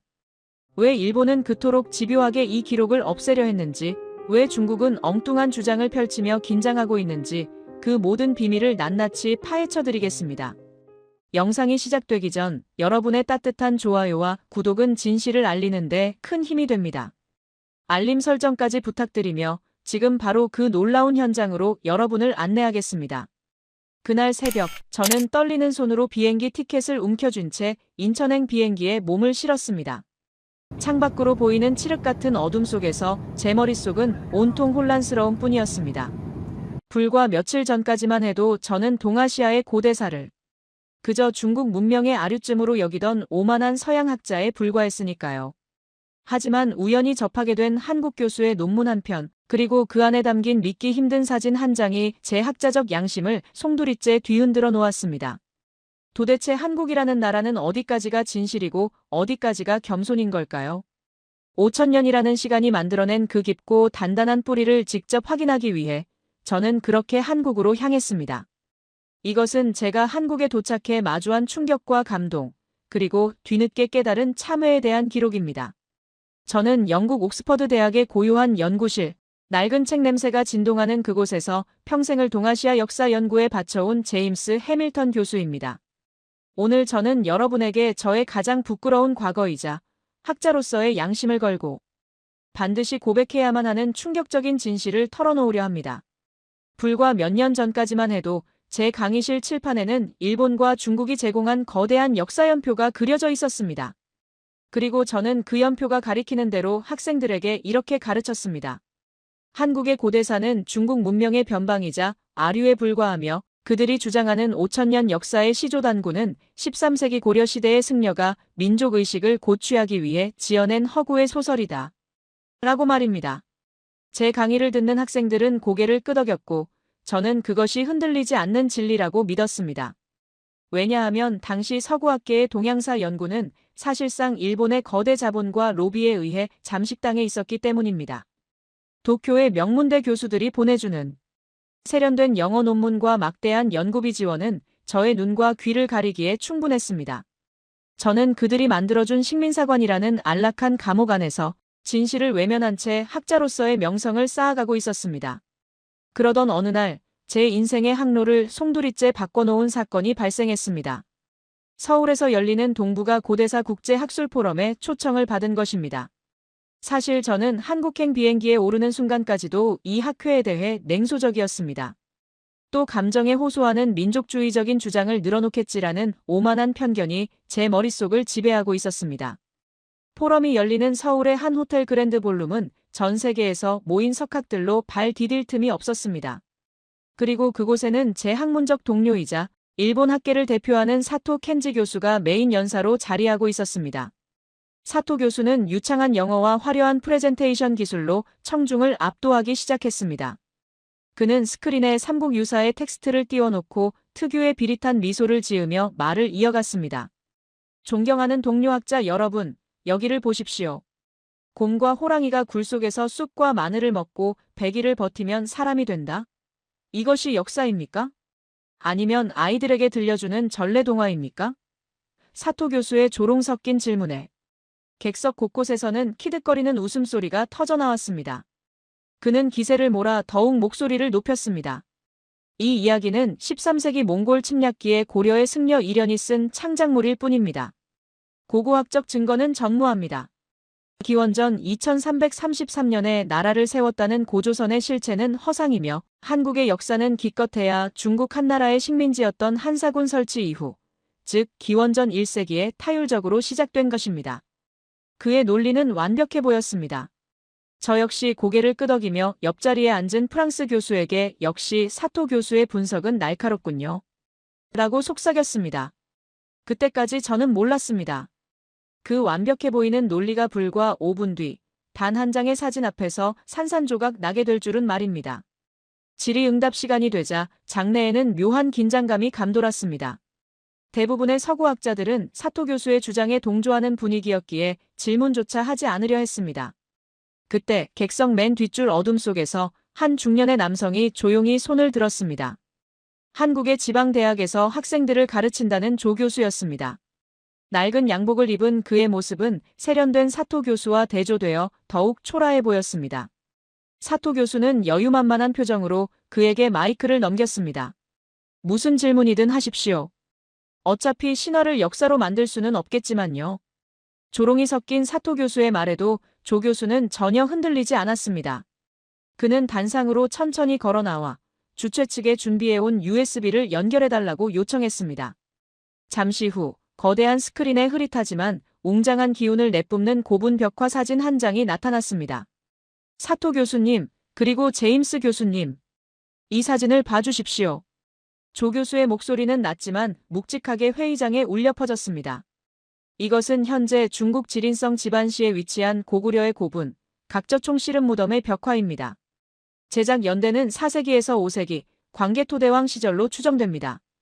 저는 안경을 고쳐 쓰고 화면을 뚫어지게 응시했습니다.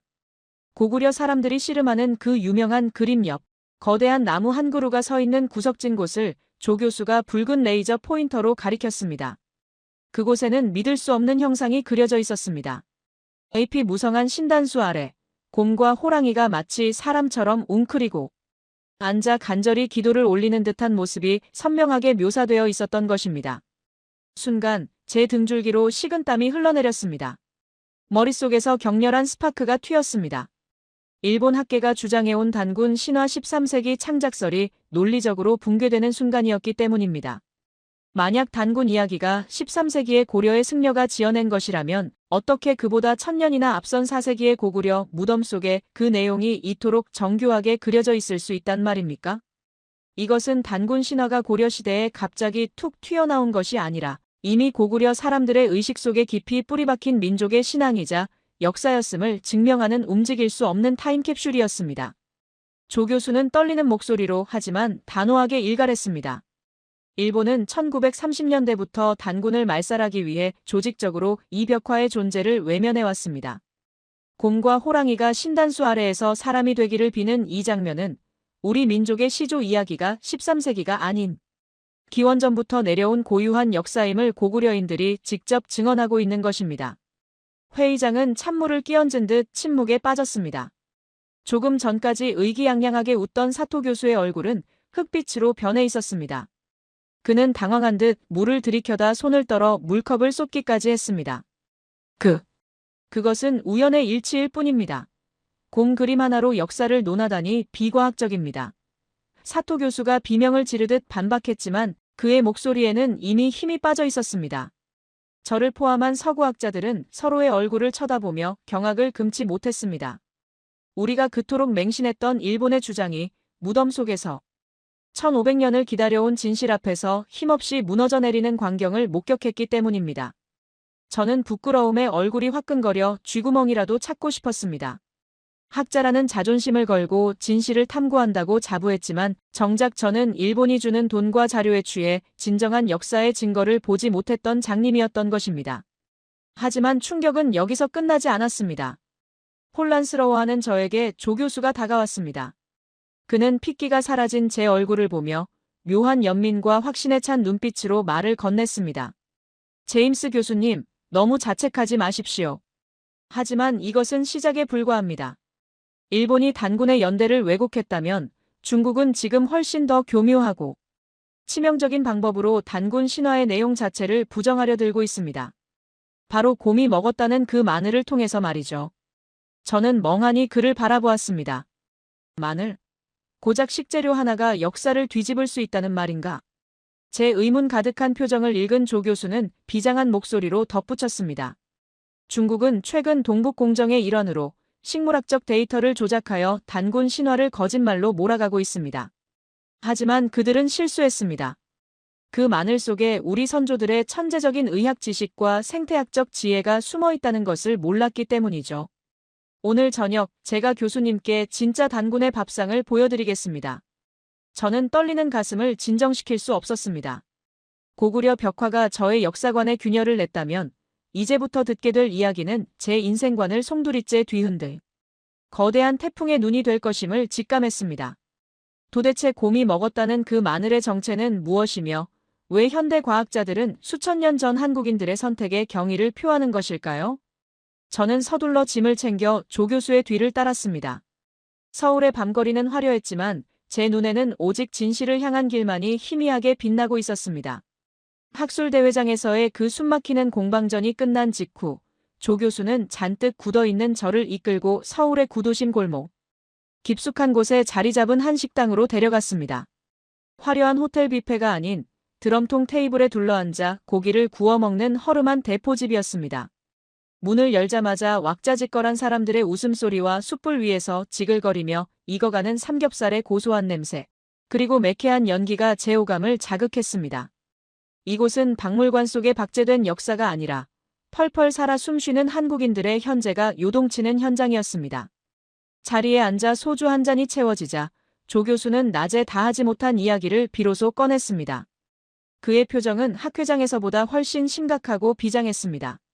제임스 교수, 아까 사토 교수가 당황해서 도망치듯 나갔지만 사실 진짜 무서운 적은 일본이 아닙니다. 바로 중국이죠. 그들은 지금 동북공정이라는 이름 아래 일본과는 차원이 다른 지능적인 방법으로 우리 역사의 숨통을 조여오고 있습니다. 저는 침을 꿀꺽 삼켰습니다. 중국의 동북공정, 말로는 들어봤지만 그 실체가 무엇인지 정확히 몰랐기 때문입니다. 조 교수는 젓가락을 내려놓고 차분히 설명했습니다. 중국 학계는 최근 단군 신화를 과학이라는 이름으로 난도질하고 있습니다. 그들의 주장은 아주 정교한 덫과 같습니다. 들어보십시오. 단군 신화에 곰이 마늘을 먹었다는 기록이 나오는데 식물학적으로 볼 때 우리가 아는 마늘, 갈릭, 즉 대사는 서기 7에서 8세기경 실크로드를 통해 중국을 거쳐 한반도로 들어온 외래종이다. 그런데 기원전 2333년 고조선 건국 시기에 한반도에 마늘이 있었다. 이것은 시대착오적인 거짓말이다. 고로 단군 신화는 후대에 날조된 허구다. 라는 것입니다. 저는 머리를 한 대 얻어맞은 듯 했습니다. 서양의 식물학 교과서에도 마늘의 이동 경로는 분명 중앙아시아에서 기원하여 동쪽으로 전파된 것으로 기록되어 있기 때문입니다.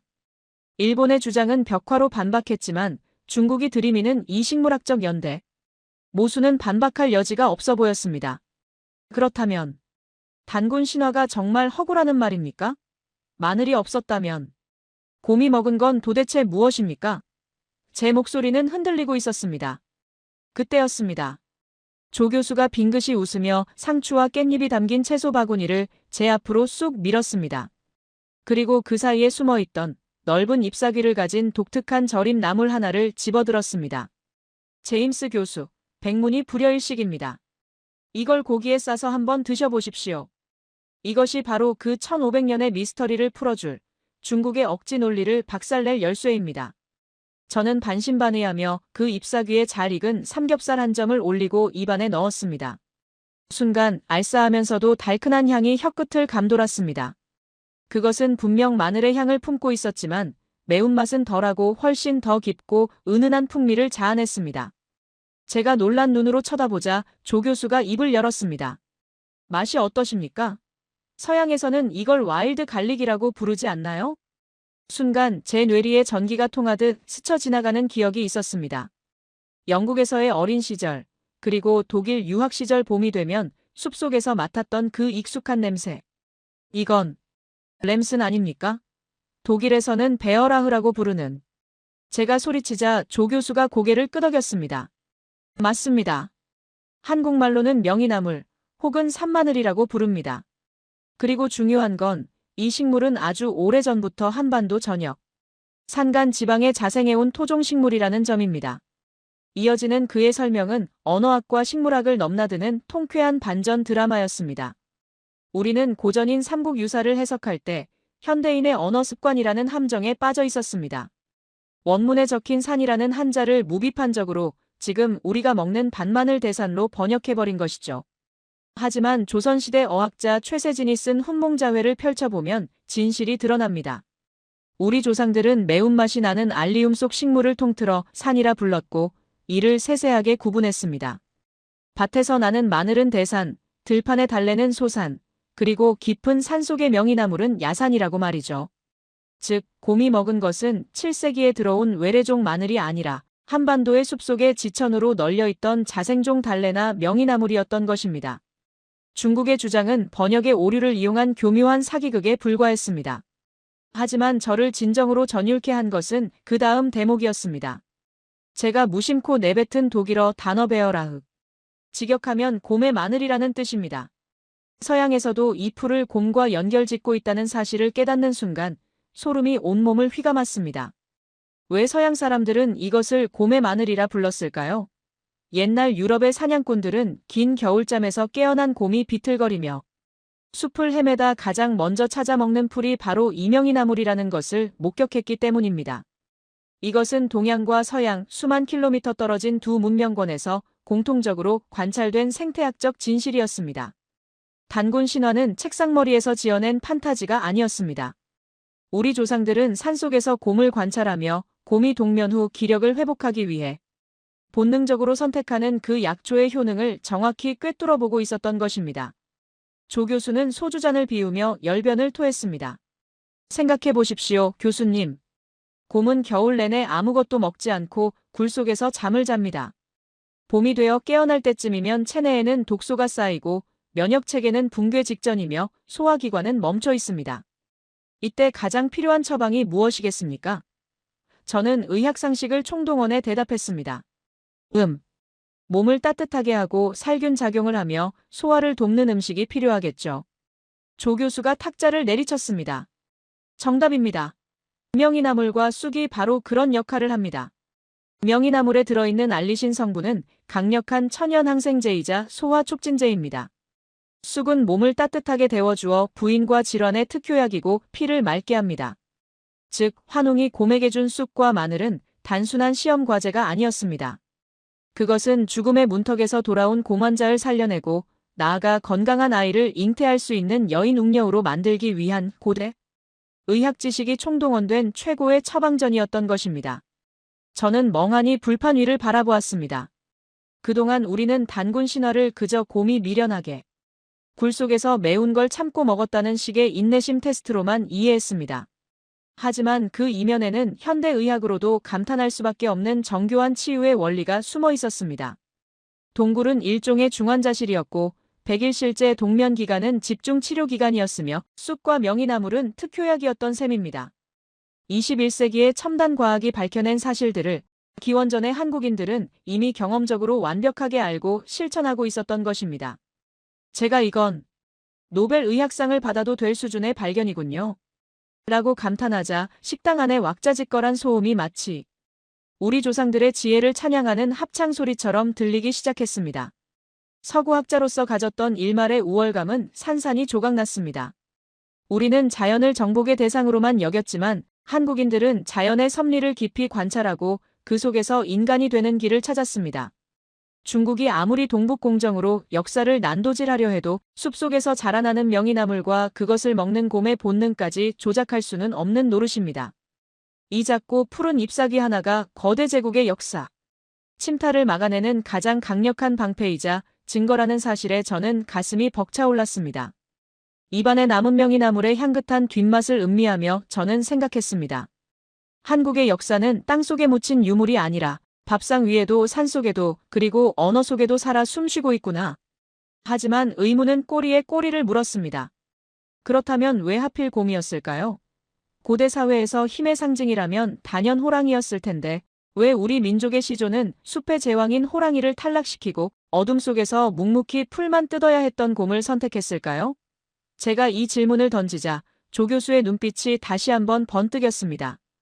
제임스 교수, 곰을 그저 미련한 동물로만 알고 계십니까? 그 곰 속에 숨겨진 호랑이조차 범접할 수 없는 죽음을 초월하는 초능력에 대해 들어보시면 아마 오늘 밤 잠을 이루지 못하실 겁니다. 식당을 나섰을 때 서울의 밤 공기는 제법 차가워져 있었습니다. 우리는 소화도 시킬 겸 근처에 있는 청계천을 따라 걷기로 했습니다. 화려한 네온사인 불빛이 물결 위에 어지럽게 춤을 추고 있었고 그 옆을 걷는 수많은 서울 시민들의 활기찬 모습은 방금 우리가 나누었던 수천 년 전의 이야기와는 전혀 다른 세상처럼 느껴졌습니다. 하지만 제 머릿속은 여전히 곰과 마늘, 그리고 고조선의 신비로운 세계에 갇혀 있었습니다. 걷는 내내 저는 교수님이 던진 마지막 화두, 왜 하필 곰인가? 라는 질문을 곱씹었습니다. 솔직히 말씀드리자면 서양인의 시각에서, 아니 인류 보편적인 힘의 논리에서 볼 때 이 선택은 여전히 의문투성이었습니다. 숲의 제왕은 누가 뭐래도 호랑이입니다. 황금빛 털에 새겨진 검은 줄무늬, 숲을 울리는 포효 소리, 눈에 보이지 않는 속도로 먹잇감을 낚아채는 그 날렵함. 호랑이는 공포와 경외의 대상이자 모든 부족이 탐내는 힘의 상징입니다. 반면 곰은 어떻습니까? 물론 곰도 강력하지만 우리는 흔히 곰을 둔하고 느리고 미련하며 꿀이나 훔쳐먹다 벌에 쏘이는 우스꽝스러운 존재로 묘사하곤 합니다. 서양의 동화나 속담에서도 곰은 늘 속임수에 당하는 어수룩한 캐릭터로 등장하죠. 교수님, 아무리 생각해도 이해가 되지 않습니다. 건국신화란 그 민족의 자존심이자 정체성인데 왜 그토록 멋지고 강력한 호랑이를 탈락시키고 미련함의 대명사인 곰을 선택했을까요? 단순히 인내심을 강조하기 위해서라면 차라리 묵묵히 밭을 가는 소가 더 낫지 않았을까요? 제가 답답하다는 듯 묻자 교수님은 걸음을 멈추고 흐르는 개울물을 물끄러미 바라보셨습니다. 그리고는 아주 낮은 목소리로 마치 고대 제사장이 비밀스러운 주문을 외우듯 말씀하셨습니다. 제임스 교수, 그건 우리가 생존이라는 단어를 너무 단순하게 생각하기 때문입니다. 고대인들에게 특히 겨울이 길고 혹독한 만주와 한반도의 북방 지역, 사람들에게 가장 두려운 적은 호랑이가 아니었습니다. 그들이 매년 마주해야 했던 진짜 공포는 바로 추위와 굶주림, 즉 죽음 그 자체였습니다. 교수님의 설명은 생물학적 지식을 넘어 인문학적 통찰의 극한을 보여주었습니다. 호랑이는 분명 강합니다. 하지만 호랑이의 강함은 소비를 전제로 합니다. 호랑이는 끊임없이 사냥을 해야 합니다. 사슴을 잡고 멧돼지를 잡고 다른 생명을 죽여서 섭취해야만 자신의 체온과 에너지를 유지할 수 있습니다. 만약 눈보라가 몰아쳐 사냥감이 사라지면 호랑이는 며칠을 버티지 못하고 굶어 죽습니다. 호랑이의 생명력은 외부의 조건에 전적으로 의존하는 매우 취약하고 불안정한 강함입니다. 단군 신화에서 호랑이가 쑥과 마늘을 먹지 못하고 굴을 뛰쳐나간 것은 단순히 참을성이 없어서가 아닙니다. 육식동물인 호랑이는 끊임없는 살생과 섭취 없이는 존재할 수 없는 욕망의 노예이자 죽음의 굴레를 벗어날 수 없는 운명을 타고난 존재였기 때문입니다. 반면에 곰을 한번 보십시오. 교수님의 손이 밤하늘을 가리켰습니다. 늦가을이 되면 곰은 엄청난 양의 먹이를 먹고 숲속 가장 깊고 어두운 굴로 들어갑니다. 그리고 눈이 내리고 강물이 꽁꽁 어는 그 혹독한 겨울 내내 곰은 일절곡기를 끊습니다. 먹지도 않고 마시지도 않고 배설하지도 않습니다. 심장 박동은 분당 몇 회 수준으로 떨어지고 체온은 죽지 않을 만큼만 유지됩니다. 현대 의학에서는 이것을 가사상태, 서스펜디드 애니메이션이라고 부르지만 고대인들의 눈에 비친 그 모습은 영락없는 죽음이었습니다. 저는 그제야 머리를 한 대 맞은 듯한 충격을 받았습니다. 상상을 해보십시오. 원시인들이 굴입구를 지키고 서 있습니다. 곰이 들어갔습니다. 하루가 지나고 열흘이 지나고 한 달이 지나고 세 달이 지납니다. 아무런 인기척이 없습니다. 고대인들의 지식 수준에서 먹지 않고 석 달을 버틴다는 것은 불가능합니다. 그들은 당연히 곰이 굴 속에서 굶어 죽었거나 얼어 죽었을 것이라 믿었을 것입니다. 그 굴은 곰의 집이 아니라 곰의 무덤이었습니다. 그런데 기적이 일어납니다. 얼음이 녹고 버들 강아지가 피어나는 봄, 즉 100여일의 시간이 흐른 뒤 죽었다고 확신했던 그 굴 속에서 곰이 비틀거리며 걸어 나오는 것입니다. 그것도 갓 태어난 새끼들을 데리고 말이죠. 제임스 교수, 이것이 고대인들에게 어떻게 보였겠습니까? 이것은 단순한 기상이 아닙니다. 이것은 명백한 부활입니다.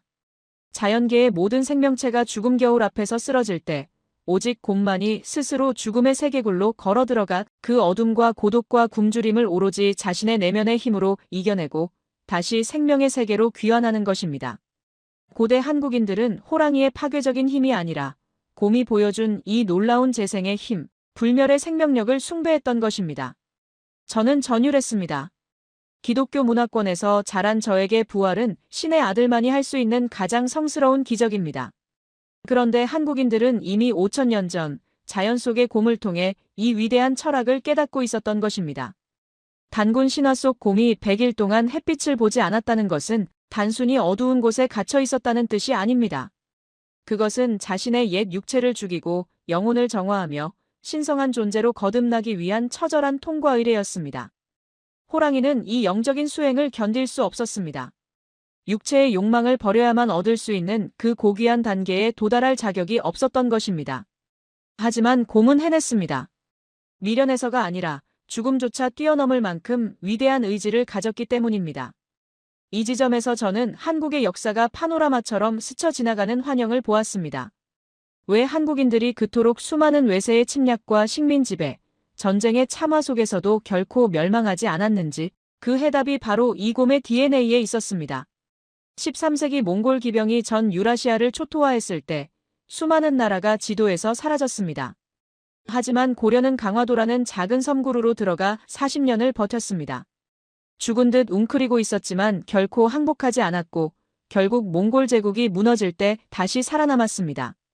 임진왜란 때 일본군이 국토를 유린했을 때도 조선의 관군은 무너졌지만 백성들은 의병이 되어 다시 일어났습니다.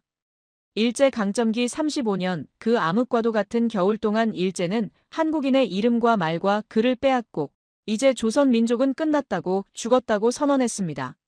하지만 한국인들은 곰처럼 그 치욕과 고통을 속으로 사귀며 독립의 의지를 키웠고 마침내 해방이라는 봄을 맞이했습니다. 그리고 한국전쟁. 전 국토가 잿더미가 되고 세계 최빈국으로 전락했을 때 더글러스 맥아더 장군조차 이 나라는 가망이 없다. 복구하는데 100년은 걸릴 것이다 라고 말했습니다. 서방 세계는 한국이 죽었다고 판단했습니다. 하지만 보십시오. 불과 반세기 만에 한국은 한강의 기적을 일으키며 세계 10위권의 경제대국으로, 문화강국으로, 민주주의의 모범 국가로 화려하게 부활했습니다. 이것이 곰의 힘이 아니고 무엇이겠습니까? 남들이 다 죽었다고 생각할 때 잿더미 속에서 털을 털고 다시 걸어 나오는 그 질긴 생명력. 겉으로는 순하고 둔해 보이지만 내면에는 죽음조차 이기는 무서운 에너지를 품고 있는 민족. 그것이 바로 한국인이었던 것입니다. 일본과 중국이 그토록 두려워하는 것도 바로 이 점입니다. 호랑이처럼 이빨을 드러내고 덤비는 적은 총칼로 제압하면 그만입니다. 하지만 곰처럼 묵묵히 고통을 견디며 내공을 쌓는 적은 언제, 어떻게 다시 폭발할지 알 수 없기에 공포스러운 것입니다. 그들은 본능적으로 알고 있습니다. 한국인을 밟으면 밟을수록 더 강해진다는 것을, 죽이려 하면 할수록 더 질기게 살아난다는 것을 말입니다. 저는 청계천 다리 위에 멈춰서서 흐르는 눈물을 주체할 수 없었습니다. 그것은 슬픔이 아니었습니다. 인류 역사의 거대한 비밀을 알게 된 자가 느끼는 벅찬 감동과 전율이었습니다. 서양 학자들이 책상머리에 앉아 신화는 비과학적이다라고 떠들 때 한국인들은 그 신화 속에서 불멸의 삶을 배우고 실천하며 역사를 만들어 오고 있었던 것입니다. 제임스 교수, 놀라긴 아직 이릅니다. 조 교수가 제 어깨를 감싸주며 말했습니다. 그의 눈빛은 밤하늘의 별보다 더 초롱초롱하게 빛나고 있었습니다. 우리가 방금 곰의 생명력에 대해 이야기했지만 사실 단군 이야기에는 더 거대한 비밀이 숨겨져 있습니다. 바로 한국인들이 스스로를 부르는 이름, 그리고 그 이름이 저 멀리 몽골의 초원과 어떻게 연결되는지에 대한 언어학적 미스터리입니다. 곰이 땅의 생명력을 상징한다면 이제 우리는 하늘의 이야기를 해야 합니다. 단군과 울란바토르, 그리고 배달의 민족. 이 세 단어가 하나의 고리로 연결되는 순간 교수님은 아마 기절하실지도 모릅니다. 저는 침을 꿀꺽 삼켰습니다. 이미 제 심장은 터질 듯 뛰고 있었지만 호기심은 멈출 줄 몰랐습니다. 땅속 곰의 이야기에서 시작된 이 여정이 이제 대륙을 호령하던 하늘의 영웅들 이야기로 확장되려 하고 있었습니다. 저는 조 교수의 안내를 받아 다음 장소, 국립중앙도서관의 고서적실을 향해 발걸음을 옮겼습니다. 그곳에 잠들어 있는 언어의 화석들을 직접 눈으로 확인하기 위해서 말이죠. 청계천의 밤 산책을 마치고 우리가 향한 곳은 한국지성의 심장부라 불리는 국립중앙도서관, 그 중에서도 일반인의 출입이 엄격히 통제된 지하 고서적 보존실이었습니다. 조 교수님의 특별한 배려 덕분에 들어선 그곳은 마치 시간이 멈춘 듯한 거대한 동굴 같았습니다. 수백 년 된 종이의 묵은 냄새, 희미한 먹향, 그리고 항온항습 장치가 돌아가는 낮은 기계음만이 감도는 그 공간에서 저는 압도적인 역사의 무게감을 느꼈습니다. 조 교수님은 떨리는 제 손에 하얀 면장갑을 끼워주시며 아주 조심스럽게 누렇게 바른 고서 한 권을 꺼내 펼치셨습니다. 고려시대의 이승유가 쓴 역사서 제왕운기였습니다. 제임스 교수, 한국에 오셔서 거리 곳곳을 누비는 오토바이들을 보셨을 겁니다. 한국인들은 스스로를 흔히 배달의 민족이라고 부릅니다. 솔직히 말씀해 보십시오. 처음에 그 말을 들었을 때 무슨 생각이 드셨습니까? 교수님의 질문에 저는 얼굴이 홍당무처럼 붉어졌습니다. 쥐구멍이라도 있으면 숨고 싶은 심정으로 저는 기어들어가는 목소리로 고백했습니다. 부끄럽지만 저는 한국이 세계에서 음식 배달 서비스, 딜리버리 서비스가 가장 발달한 나라라서 혹은 한국인들이 워낙 빨리빨리 움직이며 물건을 나르는 것을 좋아해서 그런 별명이 붙은 줄 알았습니다. 배달, 딜리버리를 잘하는 민족, 그게 제가 이해한 전부였습니다. 제 고백에 교수님은 씁쓸한 미소를 지으셨습니다. 많은 외국인이 심지어 요즘의 젊은 한국인들조차 그렇게 오해하곤 합니다. 하지만 이 낡은 책 속을 들여다보십시오. 여기에 적힌 배달이라는 두 글자는 단순히 자장면을 나르는 행위와는 비교조차 할 수 없는 유라시아 대륙을 관통하는 거대한 문명의 비밀을 품고 있습니다.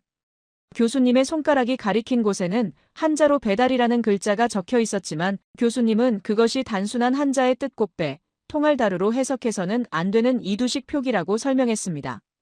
즉, 순우리말의 발음을 한자의 음을 빌려 적은 것이라는 뜻이죠. 그 원래의 순우리말은 바로 박달이었습니다. 분석해봅시다. 박은 밝다, 해, 신성하다는 뜻을 가진 고대어입니다. 달은 땅, 산, 혹은 응달양달 할 때의 그 공간을 의미합니다. 즉, 배달의 민족은 박달의 민족이며 이를 풀이하면 해가 가장 먼저 뜨는 밝은 땅의 사람들, 혹은 광명을 숭상하고 세상을 널리 비추는 신성한 민족이라는 뜻이 됩니다. 어둠을 몰아내고 빛을 지향하는 이 거창한 이름이 오늘날 철가방을 든 배달부의 이미지로 축소된 것은 비극이자 코미디죠. 여기까지는 저도 어느 정도 이해할 수 있었습니다. 민족마다 자신들을 빛의 자손이라 칭하는 경우는 흔하니까요. 하지만 진짜 충격은 그 다음부터였습니다. 교수님은 세계 지도를 펼쳐놓고 몽골의 수도 울란바토르의 붉은 펜으로 동그라미를 쳤습니다. 그리고 저에게 물었습니다. 제임스 교수, 언어는 역사의 화석입니다. DNA는 섞여도 언어의 뿌리는 쉽게 변하지 않죠. 몽골어에 능통한 교수에게 물어보니 울란바토르는 두 단어의 합성어라고 하더군요. 울란은 붉은이라는 뜻이고 바토르는 영웅이라는 뜻입니다. 합치면 붉은 영웅이죠. 자, 이제 제 입모양을 잘 보고 따라 해보십시오. 바토르, 막달, 메달. 저는 홀린 듯이 그 단어들을 입속으로 웅얼거렸습니다. 바토르, 박달, 배달. 바토르, 박달.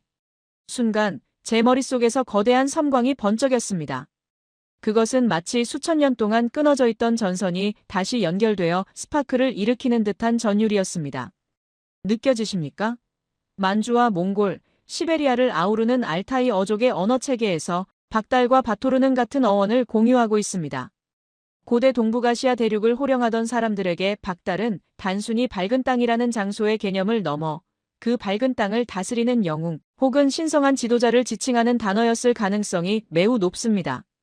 즉, 한국인들이 스스로를 배달박달의 민족이라 칭한 것은 자신들을 영웅의 후예이자 대륙을 호령하던 전사들의 자손으로 인식했다는 실로 무시무시한 자부심의 표현인 것입니다. 저는 지도를 다시 내려다보았습니다. 그 순간 제 눈에는 현대의 국경선이 지워졌습니다. 휴전선도 압록강도 중국과 몽골의 국경도 사라졌습니다. 대신 그 위로 말을 타고 광활한 초원을 달리는 거대한 기마민족의 물결이 보였습니다. 몽골의 영웅 칭기즈칸이 바토르라 불렸듯 고대 한국의 시조. 단군 역시 그들과 어깨를 나란히 하던 박달, 즉 위대한 영웅이었던 것입니다. 한국의 역사는 좁은 한반도라는 감옥에 갇혀있던 은둔의 역사가 아니었습니다. 그것은 저 북쪽 끝 바이칼 호수에서부터 만주 벌판을 지나 한반도 남단에 이르기까지 거대한 대륙의 에너지가 용솟음치던 광야의 역사였습니다. 하지만 교수님의 언어학적 해부는 여기서 멈추지 않고 이제 그 정점인 단군이라는 이름의 비밀을 파헤치기 시작했습니다. 이련 스님의 삼국유사에는 단군이 제단단자를 쓴 단군으로 기록되어 있습니다. 이는 제사를 지내는 제단의 임금이라는 뜻입니다.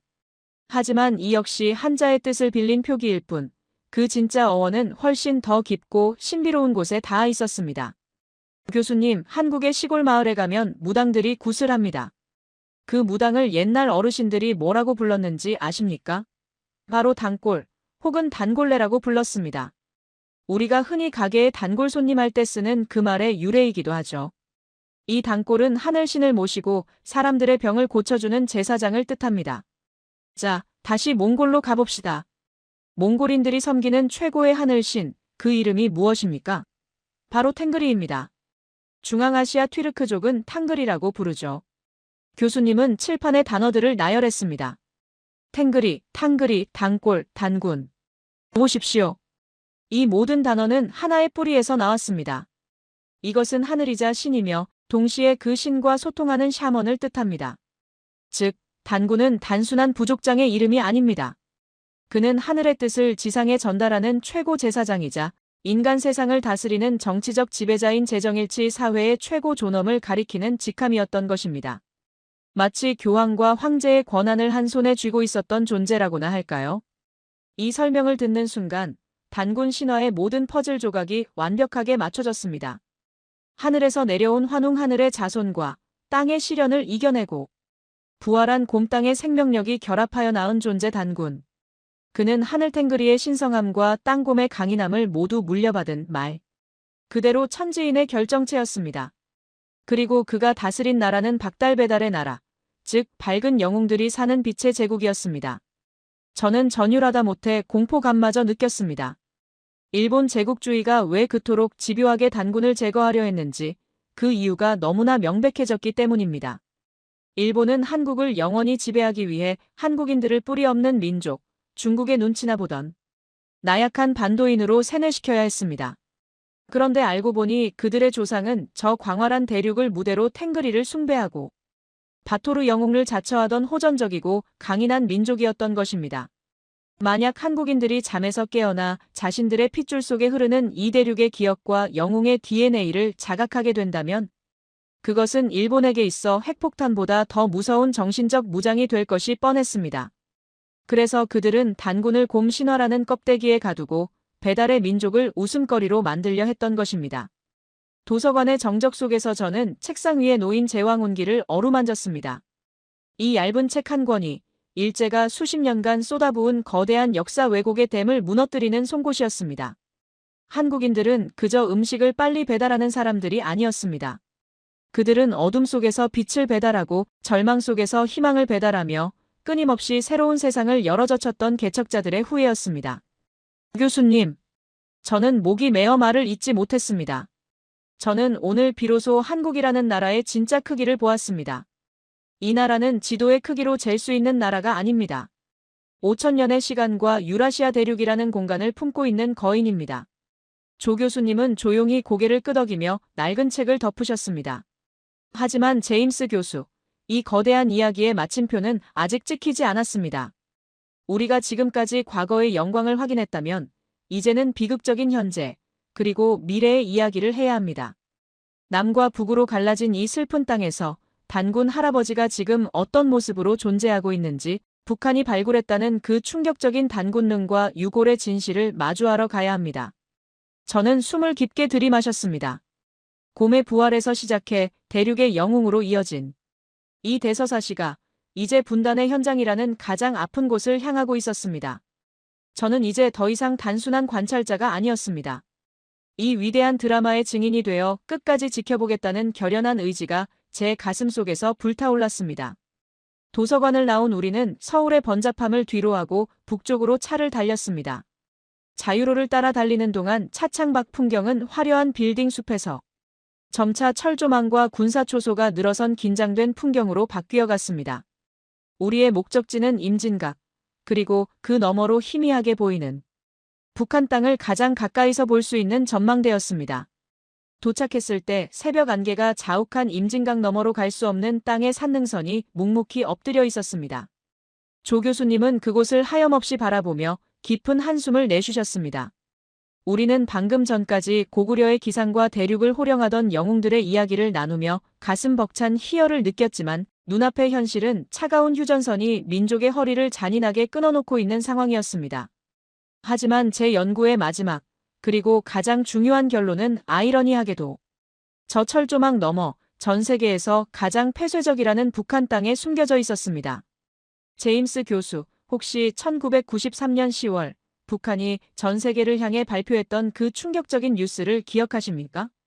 교수님의 질문에 저는 무겁게 고개를 끄덕였습니다. 당시 서구학계, 특히 제가 몸담고 있던 일본학 연구소는 그 소식을 듣고 비웃음으로 가득 찼던 기억이 납니다. 철저한 유물론과 공산주의 무신론을 국가의 근간으로 삼는 북한이 평양 인근 대박산에서 무덤을 발굴했다며 이것은 5011년 전 고조선을 건국한 단군 부부의 유골이다라고 공식 선언했기 때문입니다. 당시 일본 학자들은 이렇게 조롱했습니다. 체제 위기에 몰린 북한이 내부 결속을 위해 없는 역사를 날조하고 있다. 신화를 현실로 둔갑시키는 삼류 코미디다라고 말이죠. 저 역시 그때는 그들의 조롱에 동조하며 그것을 한낱 정치적 쇼로 치부했습니다. 하지만 한국의 고대사를 깊이 파고든 지금, 저는 그때의 제 자신이 얼마나 어리석고 일본 식민사관의 더러운 프레임에 갇혀 있었는지를 뼈저리게 통감합니다. 여기서 중요한 것은 유골의 탄소 연대 측정 결과가 정확하냐 아니냐 하는 지엽적인 문제가 아닙니다. 우리가 주목해야 할 것은 왜 하필 그때, 왜 하필 단군이었는가라는 역사적 필연성입니다. 1990년대 초반 공산권이 붕괴하고 북한은 고립무원의 처지에 놓였습니다. 경제는 파탄났고 배급제는 무너졌습니다. 김일성 주체사상이라는 이념만으로는 더 이상 인민들을 하나로 묶을 수 없는 절체절명의 위기 상황이었습니다. 그 순간 그들이 지푸라기라도 잡는 심정으로 소환해낸 존재가 누구였습니까? 마르크스도 아니었고 레닌도 아니었습니다. 바로 단군이었습니다. 이것이 무엇을 의미하는지 아십니까? 이념은 껍데기에 불과하고 체제는 언제든 무너질 수 있는 모래성에 불과하지만 한민족의 핏줄 속에 흐르는 단군이라는 뿌리는 그 어떤 사상보다 강력하고 영원하다는 것을 북한 정권조차 본능적으로 인정한 것입니다. 일본 제국주의가 조선을 강점했을 때 그들이 가장 먼저 한 짓이 무엇이었습니까? 20만 권에 달하는 한국의 사서들을 불태우고 단군을 곰 신화로 격화시켜 교과서에서 지워버리는 것이었습니다. 왜 그랬을까요? 단군이 살아있는 한 한국인은 절대로 일본인이 될 수 없기 때문입니다. 단군은 단순한 조상이 아니라 일본 천황보다 훨씬 더 오래되고 위대한 하늘의 자손이라는 자부심의 원천이었기 때문입니다. 북한의 단군능 개건은 비록 정치적 의도가 있었다 하더라도 결과적으로는 일본이 그토록 끊어버리고 싶어 했던 민족의 맥이 결코 끊어지지 않았음을 전 세계에 천명한 사건이었습니다. 저는 전망대 망원경을 통해 북쪽 하늘을 바라보며 전율했습니다. 남한에서는 매년 10월 3일 개천절이 되면 대통령과 국민이 하늘이 열린 날을 경축합니다. 강화도 만이산 참성단에서는 수천 년간 이어온 제천의식이 거행됩니다. 그런데 저 북쪽, 우리가 흔히 주적이라 부르는 그 땅에서도 똑같은 날, 똑같은 하늘을 보며 평양 단군릉 앞에서 민족의 시조를 기리는 행사가 열립니다. 세상에 이런 분단 국가가 어디에 있습니까? 서로 총구를 겨누고 죽일 듯이 미워하는 두 체제가 유일하게 공통적으로 고개를 숙이고 숭배하는 단 하나의 존재가 있다는 것. 이것은 기적입니다. 이것은 훗날 통일이 되었을 때 남과 북을 하나로 묶어줄 수 있는 명분이 자본주의의 돈도 아니고 공산주의의 이념도 아닌 오직 우리는 같은 핏줄, 배달의 민족이다라는 거대한 혈연적 믿음뿐임을 보여주는 증거입니다. 이제 저는 영국으로 돌아가면 저를 기다리고 있을 일본 학계의 동료들과 치열한 전쟁을 시작해야 합니다.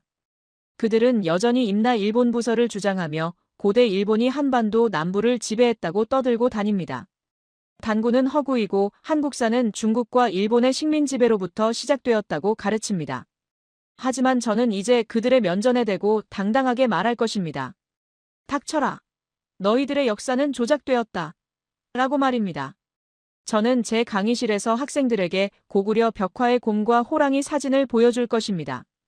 몽골의 울란바토르와 한국의 단군이 어떻게 언어적으로 연결되어 있는지, 대륙을 호령하던 박달의 영웅들이 어떻게 일본 열도의 문명을 전파했는지 그 명백한 증거들을 들이밀 것입니다. 7세기에 들어온 마늘 타령으로 5천년 역사를 난도질하려 했던 중국 동북 공정의 허구성을 낱낱이 고발하고 곰이 쑥과 마늘을 먹으며 견뎌낸 그 100일이 단순한 신화가 아니라 인류 역사상 가장 고귀한 부활과 생존의 철학임을 역설할 것입니다. 저는 더 이상 방관자가 아닙니다. 저는 한국인들이 잃어버린 도둑맞았던 그 위대한 기억을 되찾아주는 역사의 증인이 되기로 결심했습니다. 한국의 시청자 여러분, 그리고 해외에 계신 동포 여러분. 식민사관은 단순히 과거의 왜곡이 아닙니다. 그것은 너희는 원래 약한 민족이야. 너희는 스스로 아무것도 할 수 없어. 그러니 강대국의 지배를 받아야 해라고 속삭이며 여러분의 영혼을 파괴하는 바이러스입니다. 하지만 속지 마십시오. 여러분의 DNA 속에는 죽음과도 같은 빙하기의 추위를 굴 속에서 맨몸으로 견뎌내고 부활한 곰의 강인함이 있습니다. 광활한 만주 벌판을 말 달리며 하늘탱그리를 숭배하고 홍익인간의 이념으로 세상을 널리 이롭게 하려 했던 위대한 제왕들의 기백이 서려 있습니다. 오늘날 한국이 거둔 눈부신 성취를 보십시오. 전쟁의 폐허 속에서 한강의 기적을 일궈내고 민주화를 달성했으며 이제는 K-컬처라는 이름으로 전 세계 문화를 선도하고 있습니다. 이것이 우연일까요? 아닙니다.